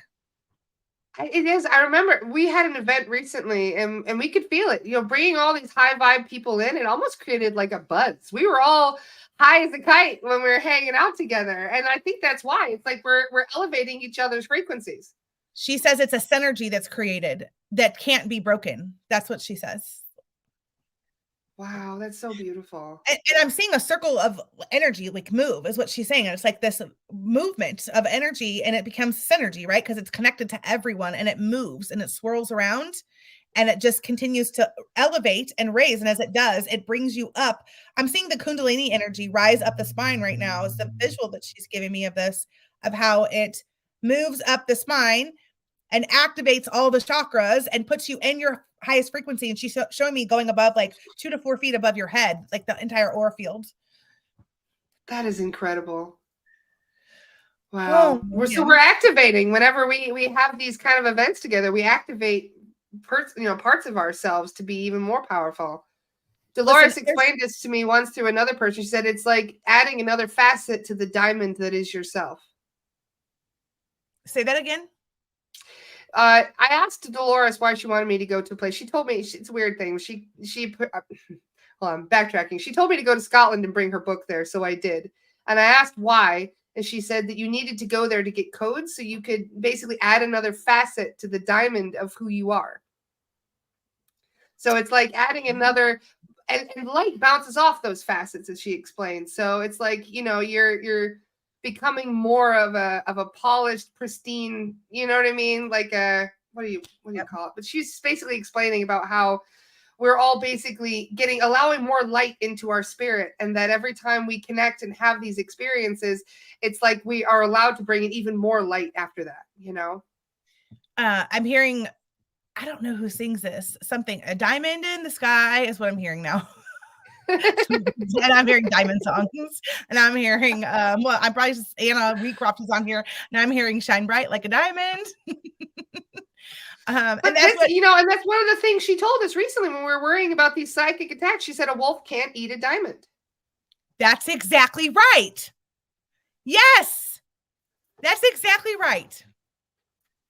Oh my gosh. Listen, this is so wild. Yesterday I was doing this practice. So I'm in this manifestation class thing right now that I'm doing, and just being intentional with just what I want to call in and manifest. And one of the exercises that we were doing was to go clean out our purses, right? Because when you clean out your purse and your wallet, it's like an energetic placeholder for your money, right? So if your purse is messy, it's just a representation of like not being able, it blocks you from bringing more in, right? So I wouldn't clear this out. However, I was like, because this is what I do. I don't know if anyone else is guilty of this, but like when I get a new purse, I sometimes don't fully empty the old one, and I just take what I want out of there and put it in the new one. And then the old one's still sitting there with stuff in it. So I thought to myself, oh, I should probably clean both of them out, since I have two that are kind of have stuff in them and two wallets. So I go to clean them out, and I get to one of the, my wallet that I haven't been using. And I remember randomly finding this 5 of diamonds card, and it got stuck in my wallet. And I was like, where did this come from? It's like like a playing card. And I have no idea where it came from. It randomly showed up. And I just always remember it being like something that, as I saw it, was like, there's something to this. There's something significant about this. I don't know what it is. And then as I went further in the wallet behind it, there's a local coffee shop that I go to, and they have 2 for Tuesdays. So if you go, you get your card punched every week or every day you go, but like on Tuesdays, you get double punches. And for some reason, and they're hearts, which are super cute. And for some reason, I had 2 cards because I guess I forgot one. So they started a second one for me. And there were 3 hearts on one and 2 hearts on the other. So now I have 5 hearts and 5 diamonds. And I'm standing there and I'm going, what is this? And then my friend Ashley walks in the room, and I literally heard, she's your 5 of diamonds. And I was like, wow. I was like, wait a minute, what? And they said and my guide said, she's your 5 of diamonds. And what's so interesting about this is that she came to my retreat. She was a participant in the retreat back in September. And I have a Lumerian deck that I feel deeply connected to it. In fact, in my hypnosis session, I said I was projecting my consciousness from Lumeria into this body. Wow, so from Lumeria. That I said I was doing. It's on my recording of my session. Very interesting, right? Super, super, super interesting to hear that. And so she walks up to me and she looks at me after she sees my Lumerian deck, and we're in the retreat. We're like a day or so in, and she looks at me, and we're standing in my sunroom. I have this sunroom that is just like walking into a magical vortex. And I'm standing there, and she looks at me and she goes, we were sisters in Lumeria, and I can see your crown and the diamonds on your forehead. And I'm like, wow. I said, did you know that in my hypnosis session, I said I was projecting my consciousness from Lumeria into this body? And she was like, what? And so immediately last night, that's what I was reminded of, was this being the 5 of diamonds. And so when she walked in my room, she's been using my space. My sunroom, I call it the quantum wellness room. So we do, I have a Healy device, and I do frequency healings in there. I do psychic medium sessions, mostly for local people, right? Because I don't have people traveling. I did host the retreat here at my house, so we use that room for that as well. But she does her soul surgeries in there. And she came walking out. I was standing in here cleaning out the purse, and she came walking out, and I said, hey, I was told you were my 5 of diamonds. I've been carrying this in my wallet for over a year. I didn't know where it came from. And they said to me, as soon as I pulled this out, you're my 5 of diamonds. And she stopped and she looked at me and she's like, oh my gosh. And then I looked at her and I go, Lumeria, the diamonds. And she's like, yes. So the diamonds are a thing for sure. And then 5 is her number. Like she connects with the number 5, like so deeply. And I was like, and it's number 5. And I said, and there's 5 hearts on this coffee puncher thing with hearts on it that was here too. And that's where I met her. I met her at the coffee shop. And the way that we met was we're sitting there both waiting for our coffee.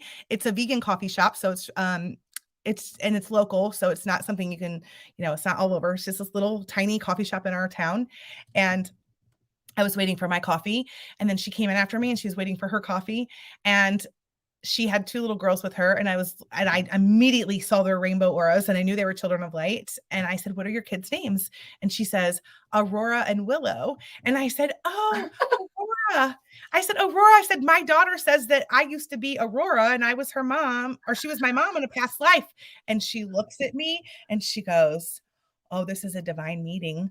We were supposed to meet for a reason. She's like, I'm into all of that. And we've been friends ever since. Wow. That's and so amazing. I know, but sometimes my mind just goes other places. But the reason I bring this up is because many of us are going to begin finding, I call them my soul sisters. We're going to find your soul family. We've been calling each other in. So you're going to find more people. Those that watch you, those that are following you, they're already some type of opened up to some degree, or they wouldn't be following you or watching you. Same thing with me. And we're here to help open them and expand them even more. And the people that you bring on here, bring little bits of information to share with the people so they can continue growing, evolving, expanding, and coming into all of their awareness and step into their full potential as a human in this experience. Because guys, we're only accessing 10% of this thing because they've been blocking us. Imagine what it will be like when you just access 1% more, 2%, 20, 30, 40, 50, and more and beyond. That's how we will communicate telepathically. But trust that you will begin having divine encounters with your soul tribe, and you will feel like you know them. When I met this woman, I felt like I'd known her my whole life. I tried to invite her over for a year, and it took her a year to come. And then she came and she's never left. I always joke, I'm like, you came to my house one time and then you never left. Like we only live 10 minutes away, so she comes here frequently. But I'm just saying this because many people, this is why the purging and releasing of the old friends and the old relationships have to go, because we have to create space in order to welcome in these new people, because they carry such a higher frequency and they vibrate at such a higher level.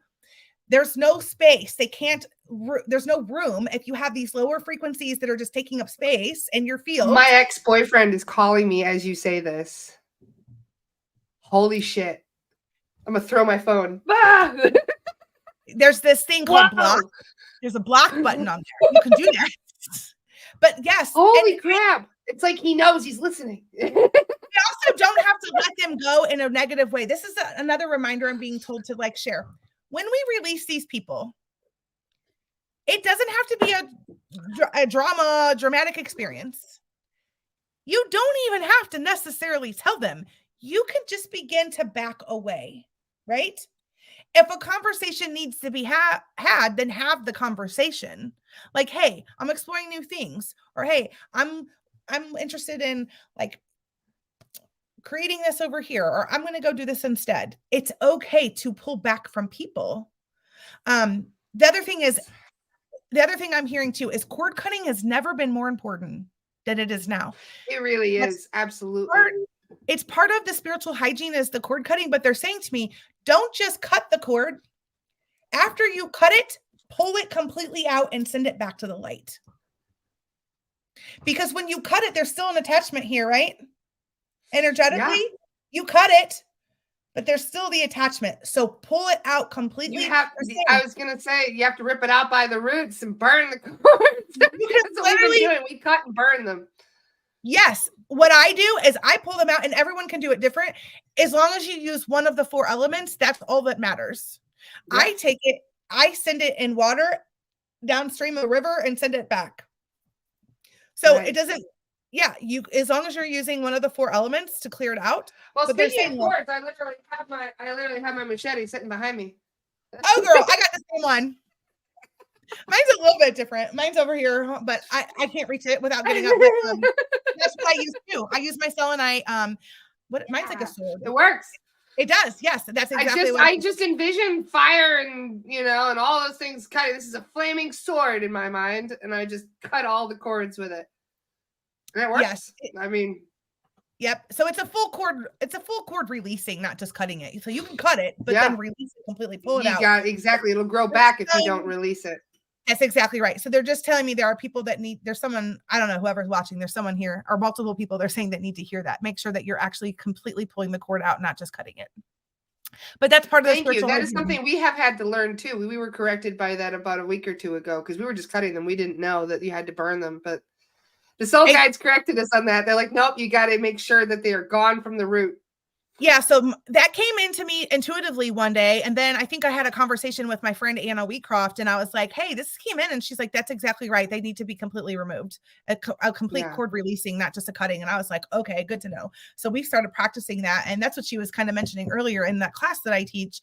It's a 6-week course. And we spend the first 3 weeks focusing on the spiritual etiquette, the spiritual hygiene, and learning how to use, just the basics to protect your energy and how to clear your energy after you've been, kind of tapping in and connecting. And then we spend the next 3 weeks, which is my favorite part. Week 4 is my favorite week of the entire 6 weeks, because on week 4, we start practicing the psychic development. And I do the basics because I love the beginners. I love the newbies. And after week 4, at the end of the class, I get to look at everybody on the screen, every single one. There's never been one person that's come through this course and I haven't been able to say it to. Congratulations, you're all psychic and you're all mediums. Yes, this is what I've been telling everybody. It's just if you don't embrace the gift, it's kind of like a muscle. If you don't exercise it, it weakens. Girl, I just taught that in my class last night. And intuition. Are you serious? I'm not exact words. Literally, I said intuition is like a muscle. You have to exercise it. And this is the example I gave. I said I couldn't go run a 5K today. I'm a fluffy goddess, curvy girl. Okay, I got big booty, and I'm a bigger woman. Like, I'm not small, and I love all of this. Okay, it took me a long time to love her, but I do.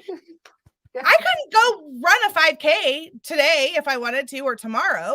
I could walk it, but I definitely couldn't run it. I would have to exercise and practice, and I would have to strengthen myself to get to that point. I'd have to condition the muscles, right?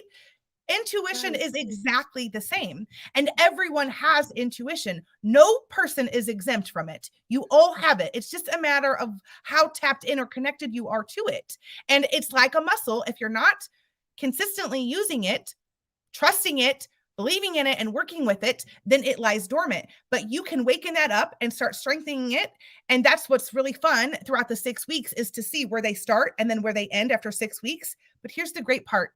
This is the best part of that about that class, is that anyone that comes in and takes it, I let them come back for free after that. They can come back each time I reteach it. They can come back anytime they want, because oftentimes people take the class more than once because they like it or it's fun. But that intuition piece is such a muscle that has to be exercised. And that's exactly what I was teaching in my just my Facebook Live last night, was how important it is to tune in. Well, that's connecting consciousness. That's what's happening when we connect our consciousness. Then we start receiving and downloading the same information. And then that's where the telepathy really comes in, right? But there's that's what I was telling people about telepathy. This isn't the first time I've said that either, because telepathy is one of those things where if you don't use it, you lose it. So you don't lose it completely, but you do end up basically turning it off in a way, because you're not receptive to it. You're not using that gift. There's someone listening, and I'm hearing, and this is for more than one person that's watching this, that they feel like they had it and then they lost it. What I'm being told is, like, it's a muscle. So if you feel like you had it and then you lost it, or you experienced it as a child, you remember it, or you experienced it as a teenager and now you're an adult, or something's happened and you don't feel like you have access to it anymore, it's just lying dormant, and you just have to wake it up and start practicing with it again. You can absolutely, with intention and belief, bring it back. Here's the other thing I'm being told to tell everyone too is don't forget to ask your guides to help you. Your guides, your spirit team, angels, ascended masters, they're all here waiting to assist you. The Council of Light, the And they children will of not violate your free will by doing it for you without your permission. That's exactly right. So you have to ask them for help and I promise you, if you ask them for help, they will show up. It may not look like you think it will. It may show up differently. It may not manifest in the way that you think it's going to look. But I promise you, if it's for your highest and greatest good, they will deliver. And they're waiting. They want to help you. But one of the things I tell people is if you feel like your gift is lying dormant and it's not being accessed or you're not able to tap into it, ask your guides to help you bring it back. It's as simple as this. And you know what I started doing? When I was exercising my gift, I wrote an affirmation every day. Every day I wrote this affirmation. I am an accurate psychic medium. Because I wanted to be so on point that there was no way that people could deny my gift. And I was like, nope, I don't want this half in, half out. Like, if you're going to give it to me, give it to me all. Like, I want to know it. I want to be able to do it. I want it to be on point. And that's exactly what it is because I asked for it. I have asked this year, I've asked to expand in my gifts. And hey, P.S., 2 things. Psychics still reach out to other psychics because we're often blind to our own things. And we have to, we can't see our own shadows. We need to work together. Yeah. So healers need healers. Yep. Healers need healers and healers need healing. So we will often contact and reach out to other psychics to validate us, right? But I'll tell you about an experience I had, and this was just in December. So I went through my dark night of the soul, and I didn't host a session with anybody from August until December. And in December, I was feeling like, okay, I was ready to start working again. And I had a repeat client reach out to me that was like, hey, could I do a session with you? I'm really anxious to connect. And I said, sure, not a problem. And so I was like, I felt like it was my sign. Like I was ready to go back in. She just randomly appeared asking for the session. And I felt like, okay, this was my sign. Like, SJ, you're ready. You need to go do it. Well, leading up to the session, I started having like almost panic attacks. I'm like, did I lose my gift? What if I'm not a good psychic anymore? All the limiting beliefs, because I was letting my human come in. Right. So just negative talk. Like, I can't do this. And then when I am channeling in a session, I always have a notebook because it's part of my process is writing as I'm going and things that drop in. And sometimes they're talking. So I have to make notes so I don't forget. And so I knew I'd done several sessions with this woman before, probably 3 in the last year. And I was like, oh, I'll just go find my notebook. This is full disclosure, being completely honest, because that is how much I was in fear that I'd lost my gift. And I literally heard my guide say, don't you dare get that notebook. And I was like, and I knew it was like packed away in a room because I save all of them. I never get rid of them because sometimes I go back for some reason. One will come with something and I have to go look at it. And so you can imagine I did over 100 sessions last year. So I have lots of notebooks. So I have all these notebooks everywhere. And I was like, oh, I'll just find the notebook. And they're like, don't you dare, don't you dare. So I finally was like, okay, I won't do it. So I go to bed. As I lay down to go to sleep, all of a sudden I start receiving tons of information. And I'm like, oh gosh, what's going on? And I'm like, oh my gosh, this must be for the session tomorrow. So I open my nightstand, I grab a piece of paper and a pen. I don't even have my glasses on. And I'm like blindly writing what's coming in. And finally I was like, okay, I need you guys to stop. I have to go to sleep. So I asked them to stop so I could go to sleep. I go to sleep. I get up the next morning. I'm back in my human self again, not even remembering or completely dismissing. I've just taken all these notes the night before. And I'm like, I got to find a notebook. And I hear, don't you dare. So I don't. I get on the session and within 2 minutes, I'm on the session with her and I just look at her and I say, who is Bill or William? Because this person keeps coming through. He has been talking to me since last night. And I and I said, I have all this stuff written down, but he has not stopped coming through. And she just looks at me and she starts sobbing. And she says, that's my dad. He just passed away. Wow. And I had gone to get that notebook. That experience would not have been the same for either one of us.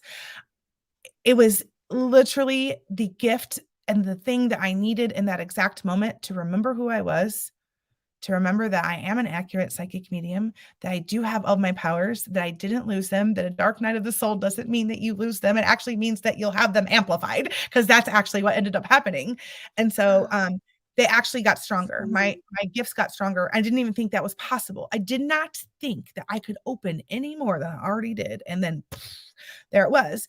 And so the accuracy of names that have dropped in and the people that I've been able to connect with and see has just been mind-blowing. And that was really the start of it. But I want to just say that anyone that feels like they've lost their gifts, you have not lost them. You never lose them. They may get quiet and they may hush down a little, but they actually never leave you. So all you have to do is ask for them to resurface, and they will. Wow. I remember being a teenager. I had been messing with an Ouija board, so I had a whole bunch of entities in my house, and I remember them trying to scare me. And I remember being in my bed around 15, 16 years old and covering my eyes and going, I don't want to see, I don't want to see, I don't want to see, I don't want to see, I don't want to see. I remember saying it over and over and over again, and it went away. And I still had problems. I still had massive headaches. I still had all kinds of feelings and emotions and suicidal thoughts that were coming through because the attachments didn't leave, but my ability to see them went away. So I shifted that perception, So what I'm hearing is anything of the light will never scare you. So anything that scares someone is usually from the dark, or it can be your own fear sometimes. However, there's a reason that was taken away from you for you to not see that anymore. It was too much. I couldn't handle it. Too much. It was too much. There are some things. But now I want to, but I'm like, no, I want to see. It's like, so spirit will never hurt you. Spirit will never choke you. Spirit will never increase your heart rate. Those are psychic attacks. When any of that's happening, that is not of the light. Oh, I know. I brought something into my house with that Ouija board. I watched my dog get thrown down the stairs. I watched my fan fly across the room. I saw some horrible, scary shit back then, which is why I was so afraid. I know you know that, but many other people don't realize that. They think that, oh, well, spirit did this. And I'm just like, no. Spirit's not going to scare you. Like, that's a psychic attack. I'm being told to say this too, that psychic attacks actually come into many people quite often through just the simplest of things, such as fear-based thoughts. That sometimes those suicidal and fear-based thoughts, they're actually not your thoughts at all. They're being projected onto you, and it is a form of a psychic attack. So if you're sitting in a 100% fear, if you're sitting in a fuck ton of fear, it could potentially be and more than likely a psychic attack of some level. So clearing that out. And it wasn't just me either. I had stalkers back then. It was crazy. The amount of attacks I got as a teenager was insane. I had 25-year-olds stalking me at 15. You know what I mean? And you could tell now, thinking back on it, I'm like, holy shit, I was getting it from all sides, Psychic attacks from everywhere. My mom's stepdads, you name it. I mean, all of them. They were everywhere. Just attacks from all sides. And that's why I was so suicidal as a teenager. I tried 3 times.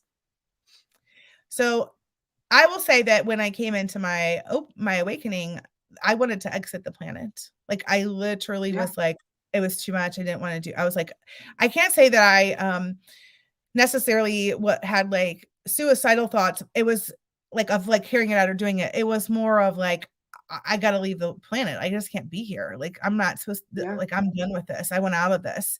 And I think that many of us light workers and those that are here to shine the light have gone through those experiences. I also think many of us have had really traumatic or horrible, hard childhoods, like that were actually part of the path to set us up on to be on the road we are to. It's the training to lead us to the moment. Because I had, for me, I had just been bullied. So my parents divorced when I was young, and there was a lot of trauma that went with that. But I never went to a school longer than 3 years, but never moved outside of like a 40-mile radius. Oh my God, same thing. That's so weird. Wow. Well, I was like hopping around in the same place. So I know pretty much everyone in the whole county because I've been to all the schools in the county. So I get invited to 3 different high school reunions. It's kind of funny. And so I know, right? The parallels. That's the other thing. You'll find parallels to people. But I had moved. So 1st, 2nd, and 3rd grade, I went to one school. I left, went to another school, 4th, 5th, and 6th grade. Then we moved again. And when I came back in 7th grade for middle school, I was with those same kids that I was with 1st, 2nd, and 3rd grade. Only when I came back, I had gone through puberty really early. So here I was, 7th grade. I was 5'7", 118 pounds, 36C boobs, and a fully developed woman. I left a child and I came back a woman.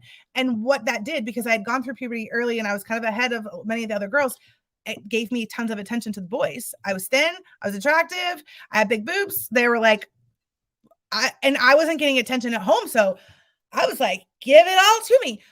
Plus, not knowing anything about being a manifester, nothing about my human design. Yeah, that's a big part of it. I'm a manifester. My job is to inform and initiate. Manifestors only make up 8 to 9% of the population. We are here to be in the spotlight. But what happened was the girls didn't like me. They were jealous. And so I didn't do anything but show up, but I was attacked. I was bullied. I was like gossip that was just created out of nothing, simply that's because what one of my attempts was about. Yep. Was the bullying. Because of my pure existence. Yep. And then at the end of 7th grade, I got a knock at the door after school one day, and there was a boy. I opened the window, like the blinds, and I looked out the window on my front porch. There was a boy standing there who I knew from school. And I opened the door. He knew my parents were not home because it was right after school, like 2:30 in the afternoon. And my brothers were in elementary school, so they weren't home yet. And I opened the door, and he had set me up. There was 2 girls on the other side of the door. And when I opened the door, they jumped me in my living room. And so, yeah. So here I am, 7th grade, and it's 2-on-1. It's not even a fair fight because it's 2-on-1. And I remember one of the girls grabbing my throat and choking me. And the way that I got out of it is I bent down and I bit her hand, and I bit her pretty hard, but I was being choked. Like I was self-defense. I had to. And this is like in the early 90s. I'm 44. So this is in the early 90s. And when this happened, I remember one of the mothers saying to my mom, "Oh, well, who won the fight?" That's what she said. And I was like, well, in today's world, that would be assault, right? It would be like, I was literally absolutely breaking and entering because you came in my house. Like, I didn't say you could come in here. You bust through my door. Anyway, I'm so grateful for that experience because it was through my hypnosis that I discovered that actual experience was the moment that I created the belief that it was not safe for me to be attractive. And it's when I began my weight journey. So I started putting weight on, right? If I'm fat, if I'm not attractive, I'm not a target. They can't make fun of me. I can't be the center of attention. The boys won't want anything to do with me if I'm fat, right? Wow. P.S. That didn't change it. It just gave me a different group of people that were talking to me. But if I didn't do that hypnosis session, if I didn't do that, I could not have healed from this. So I want to reiterate the importance of these hypnosis sessions because they really do help us clear or heal something from this experience. And then that took me to the past life that I had to understand this life and why all of that happened. Like I was so clear about it. And so understanding, but many of us had these really hard childhoods or experiences when we were younger that put us on this higher path to set us up for the success or the way that we needed to be to show up to help humanity and continue elevating the frequency and the vibration of this planet. So pat yourself on the back for the trauma that you experienced because it was fucking hard, but it served a purpose. And I wouldn't be who I am today if I had not gone through that, right? Oh my God. So much resonates there. It's unbelievable. I got goosebumps all over my whole freaking body right now. It's unbelievable. And I blocked out so much of those events as a child too, because I got jumped several times by bullies. A lot of them were women. And I also have a problem with weight my whole life. So it's funny that, so much of what you say, I mean, is true for all of us because even Dolores validated that people gain weight for safety. It blocks negative energy too. So a lot of empaths put on weight for that reason, as they're building a barrier between themselves and other people. Our whole definition, defining what the human body is supposed to look like is totally contorted and misconstrued and programmed on another level. Go back and look at pictures of goddesses. They were curvy, bigger women. They were not skinny. They weren't. Go look at them. Go research. I love the goddess bods. All the old goddess bods. Exactly. That's exactly. Yeah, that's a goddess bod.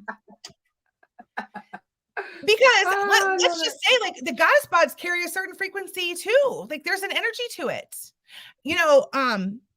That event that I went to, the Gathering of the Sisters, this was probably this was part of the healing from that 7th grade trauma for me was we did a womb healing, which was a beautiful, beautiful experience. And as part of the womb healing, we took rose petals that we were healing the wombs of ourselves, our mothers, our daughters, and then all of our ancestors. And then they collected, like we put intention and healing and love into these rose petals, and then we put them into a big bowl of water. And then all of the sisters walked down to the river, and we released them into the water to heal ourselves and send them back.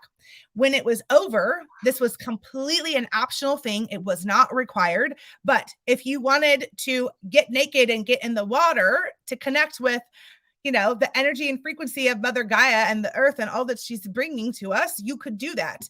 And I remember standing there going and having those 7th grade thoughts, or then, or my thoughts as an adolescent when I became overweight. And I was like, I'm the fat girl. But I got like this whole, I call it my trophy. It's my apron from having 6 kids, right? The skin that hangs from the belly, that's my trophy. It's my apron. But I'm like, I got this. I got muffin top. I got saggy boobs. I breastfed 6 kids. All the thoughts, all the limiting beliefs that were coming into my mind. And I just kept watching every different size of woman, figure, color, shape, size, get into this water with no fucks given.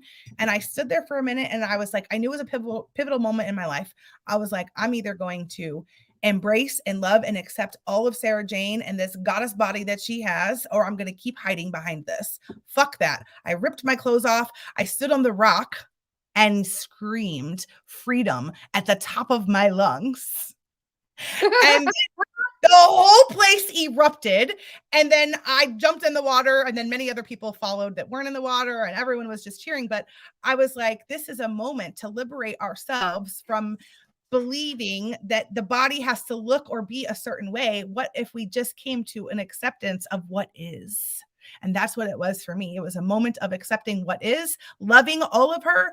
And it's, it was almost like an activation that happened when I did that, because it allowed me to step in. I'm really releasing and letting go of those fucks given about being in the spotlight and what people are thinking, or how I look, or what I'm saying, or am I doing it right? I'm done with all of that. I'm just going to show up and be my authentic self.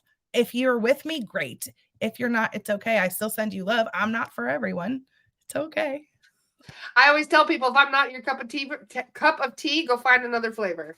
That's exactly I'm right. not going to change my flavor just because you don't like it. Nope. Yeah. So that's the other thing. We have to stop modifying who we are to fit somebody else's expectations, need, or agenda. Like, chuck it in the fucking bucket. Like, we're not doing that.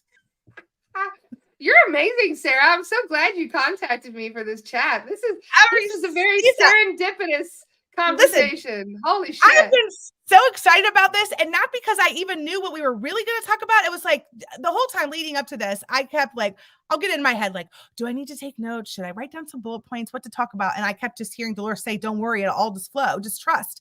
And so I have to say, like, all morning, I was even just like in this just excitement, like a little kid, like, I don't know what we're going to talk about, but I trust it. It'll just flow wherever it's supposed to go. And I just kept thinking, like, I don't know what is going to happen, but I've been feeling like this conversation was going to lead to more. So I'm actually excited to see what we collaborate or what we create, because I'm ready to help you gather the masses. I've been getting the message, gather the masses, Sarah Jane, since 2020. And girl, let's do it. Let's gather the people. Fuck yeah, let's do it. I'm ready. Yes. I'm ready. Love it. We are totally on the same vibe. And as you say, I just made some space for some wonderful new high vibe people in my life. So ask and it is given. When we create space, they will show up. They always do. Wow.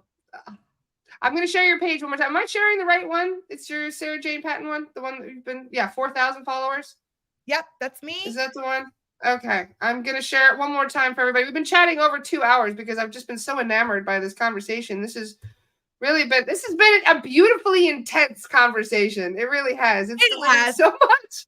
Listen, I will say, with the big energy of a manifestor, And I talk about it a lot. I know people have heard me talk about it so much, but you guys, I do talk about it because human design, listen, I'm not a human design expert. I just believe in it that much. And I have studied it since 2019, but understanding my human design changed my life. It changed how I parent. It changed the relationships that I have in business, because when you understand your design, you understand how you show up in the world and you understand your zone of genius. And as a manifester, my job is to inform and initiate. So this whole life I've been in this battle of having this fear that it's not safe to be in the spotlight, right? Isn't that what the 7th grade girls taught me? It's not safe to be in the spotlight. If I'm in the spotlight, I might get hurt. So I've had this whole dance with success where I would get like right here, super close. And then I would be like almost in the spotlight and I would pull back. And just about 2 years ago, I said, I'm done with that. It is time for me to step into the spotlight. That's where I'm meant to be, because I'm here to come help and talk to the people. So when you understand your design type and you know that you are big energy, I understood finally my whole life why I would walk in a room and people just didn't like me, even if I didn't talk. And it's not that they don't like me. It's just that my energy is so big. It's a lot for people to take on. It's too much for them sometimes. And I understand that now. And I won't dumb myself down or change that about me, but I will have compassion and have it in my awareness and be mindful that if it's too much for you, I could just back away a little. So it's exactly what we're looking for this group anyway. We need that divine fire being lit. And we very much enjoy that passion, you know.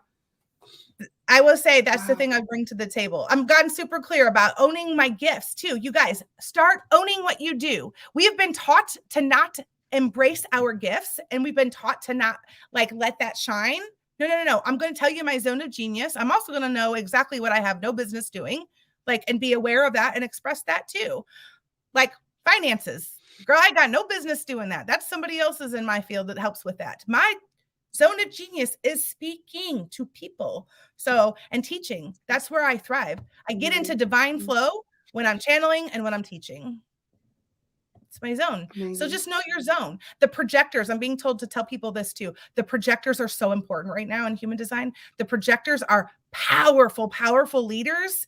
And if you work with another manifester, the manifestors actually activate those projectors, because if the manifestors are here to inform and initiate, the projectors are not activated until they're invited in. So the manifestors invite them in and then watch the fuck out, because the projectors come out. So if you're a projector. So how do you tell the difference between being a master manifestor and a projector? So human design, there's 5 design types. There's 5 different types, and you fall under one of them. And then there's a whole other level of understanding, because you have different types of profiles. You have all the gates within your profile. So there's the 5 types are generator, manifesting generator. 75% of the population make up those 2. Interesting. There's manifestors, which make up 8 to 9% of the population. Projectors are 20%, and then there's reflectors, and they are only less than 1%. It's not common to ever meet a reflector. Here's how you know I'm a manifestor. I know 4 of them. Yeah. Evidence of a manifestor, right? So manifestors are really powerful leaders. They are the ones that are usually speaking. They have open throat chakras. They have a motor to the throat on both sides. And that's also why they're able to manifest, because as I said early in this, like when we first started in this interview, the throat is connected to the yoni, and that is how you activate the portals of manifestation. And we have been manifesting from, I heard this called, this is not my term. I heard it from someone else. She called it manufactured manifesting, which is operating from the divine, or not the divine, it's operating from the wounded masculine. And it's the push, it's the hustle, right? If you manifest through the divine feminine, through surrender and flow and trust and receive, and you use your voice, then you can open those portals of manifestation. And as a manifester, someone that is a manifester, in their chart, you'll see that they have that motor to the throat on both sides. So that's why when they speak, people stop to listen. It's literally what they came here to do. They came here to speak. They came here to inform and initiate. So then they actually can activate many of the other design types, where you're here to respond. So a generator, a manifesting generator, and a projector is all here to respond. The manifester can activate those other design types. Not to say that the other design types can't also activate each other, but when the manifester activates it, it's amplified because everything they do is amplified. And I can tell you that has played out in my life on a million ways. I'm really resonating with that. I think that's what I am too. Yeah. So run your chart. I always say it's like astrology on steroids. And I do know a couple of human design experts. I actually have a woman that when I wrote my book in 2019, she was writing a book on human design. Her name is Robin Wynn. She's amazing. And she's actually written 3 books on human design. And I actually took her course because when she sat with me and she just told me a little bit about my chart, I looked at her and I go, are you psychic? Because that feels accurate. She goes, no, that's how accurate the charts are. And then it created a curiosity in me because, man, like understanding who I was, it made my whole life make sense. And that in itself was like healing for me. So it's a perfect tool to utilize. I always say that, you know, you're not going to align with everything, but we have these tools available to us to support us through our ascension process. And knowing your design type is one of them that I feel is very valuable in understanding astrology charts as well. I think my Facebook page says I'm an astrologist. That's simply because when you're selecting psychic, it's all that exists. Oh, really? Yeah. Okay, good. When you select the category for Facebook, it says astrologist psychic. There's no individual one for psychic. So I'm not actually an astrologist. I know. That's really funny. Okay, good to know. I just you're bundling us it was on Facebook. You're bundling us together. So I'm not an astrologist, but I'm super fascinated by it. And I definitely believe in it. And I totally look at it. And I definitely have readings, and human design, like I said, helps me with my parenting. Like I have 2 kids that are projectors. The number one complaint from a projector is they feel like no one's listening to them. And that's because they have to be invited in. And they will just say, I feel like everything falls on deaf ears. No one's listening to me. When I discovered that that was like a big thing with projectors, I started parenting my 2 projectors completely different, making sure I was inviting them in and asking the questions. The other thing that was super helpful was learning each one of my kids' design type and understanding, do they operate from open-ended questions or yes-no questions? Or even in my relationship with my husband, he has to have yes-no questions. I can't answer a yes-no question. Mine has to be open-ended. So you couldn't say, hey, do you want to go to IHOP for dinner? It would have to be like, hey, where do you want to go to dinner? Or do you want to, I was thinking about IHOP or Bob Evans. I'm just making things up. I don't go to these places, but like, do you want to go there? So then I could answer it. But if you just asked me a yes or no, I would look at you and go, it's because I'm not meant to answer yes or no. I'm meant to answer the open-ended questions. So it's just small little things like that you learn about the different design types. So when communicating and being present with others, it's really helpful, especially in business, relationships, and parenting, all of them. Okay, Anna and I do a lot of creative projects together. She's a projector. Well, if I invite her in, then everyone's listening to her, right? Yeah. So I call myself the projector collector because I have a lot of projector friends that end up finding me because they're probably looking for a manifestor to be able to invite them in. I think that's what's going on with me, ironically, too. So that resonates a lot. Yeah, because totally that's my thing. My favorite thing is to try and bring out these underdogs who aren't getting the attention they deserve. They have so many gifts who are not able to. Yeah, that's my thing. You're my soul sister, okay? Because I am always rooting for the underdogs. Always rooting for the underdogs. I might give them a chance. Let them shine. Bring them in. Stop dismissing them. Stop ignoring them. They have a lot to say. Bring them in. Yes, exactly. That's why I created this podcast. So I have. Well, and because the soul guides told me to. I just. No, you need to do a podcast. I was like. One of the humanitarian projects that I have on my plate is United We Lead. And it's a movement for spiritual thought leaders to come together, and it's okay to disagree. My friend Alex Agresta always says this: you don't have to take a side to take a stand. We can disagree. We don't have to have the exact same beliefs. It doesn't mean that we save that quote. I threw my phone. Shit, I forgot. I'm gonna keep that quote in mind. That's a good one. Thank you. That's a good one. It's powerful as fuck. It really is.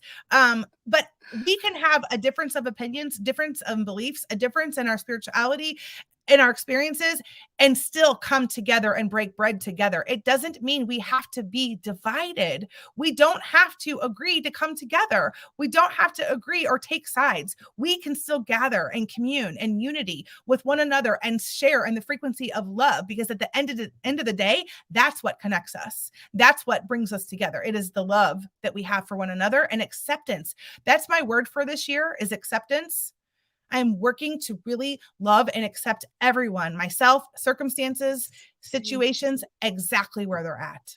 But if we can come to acceptance for others, when you know better, you do better. If you know better and you're not doing better, you're literally dismissing it. You're dismissing it. And then it's a personal responsibility. And that's what I always say, people. If something is not in your awareness, you're not being your best self, and it's not in your awareness, okay, that's the humanness. But it becomes personal responsibility once it comes into your awareness, because then it's a choice and you have the ability to shift or choose how you show up in the world and the way you treat other people and how you treat yourself. I always say too, how you treat yourself is often a reflection. We always talk about like how you do one thing, you do all things. And yeah, that is often very true. But how do you treat yourself? Because that's always going to reflect back in how you treat others. So am I kind to myself? Remember, Dolores says, remember, it's about that self-care thing, filling your own cup. And we have been so programmed and so conditioned to take care of, especially females and women. No offense to the men, but the way that this has been set up to program us is that the women take care of the husband, they take care of the children, they take care of the house, they still go to work, they do all the responsibilities. And then if there's anything left, they do something for themselves. Fuck that nonsense. We have to change this. Okay. We need to start taking care of ourselves first. We start filling our own cups so that we have the capacity to give in the other places. So my daughter that's 6, I promise you, she is being raised very differently than my daughter that's 26. I'm not the same human being 20 years later. No, and this child is getting to receive me as her mother from a mom that fills her cup and does self-care and has self-love instead of hating myself. How many of us hated ourselves or still do? I hated myself for so long.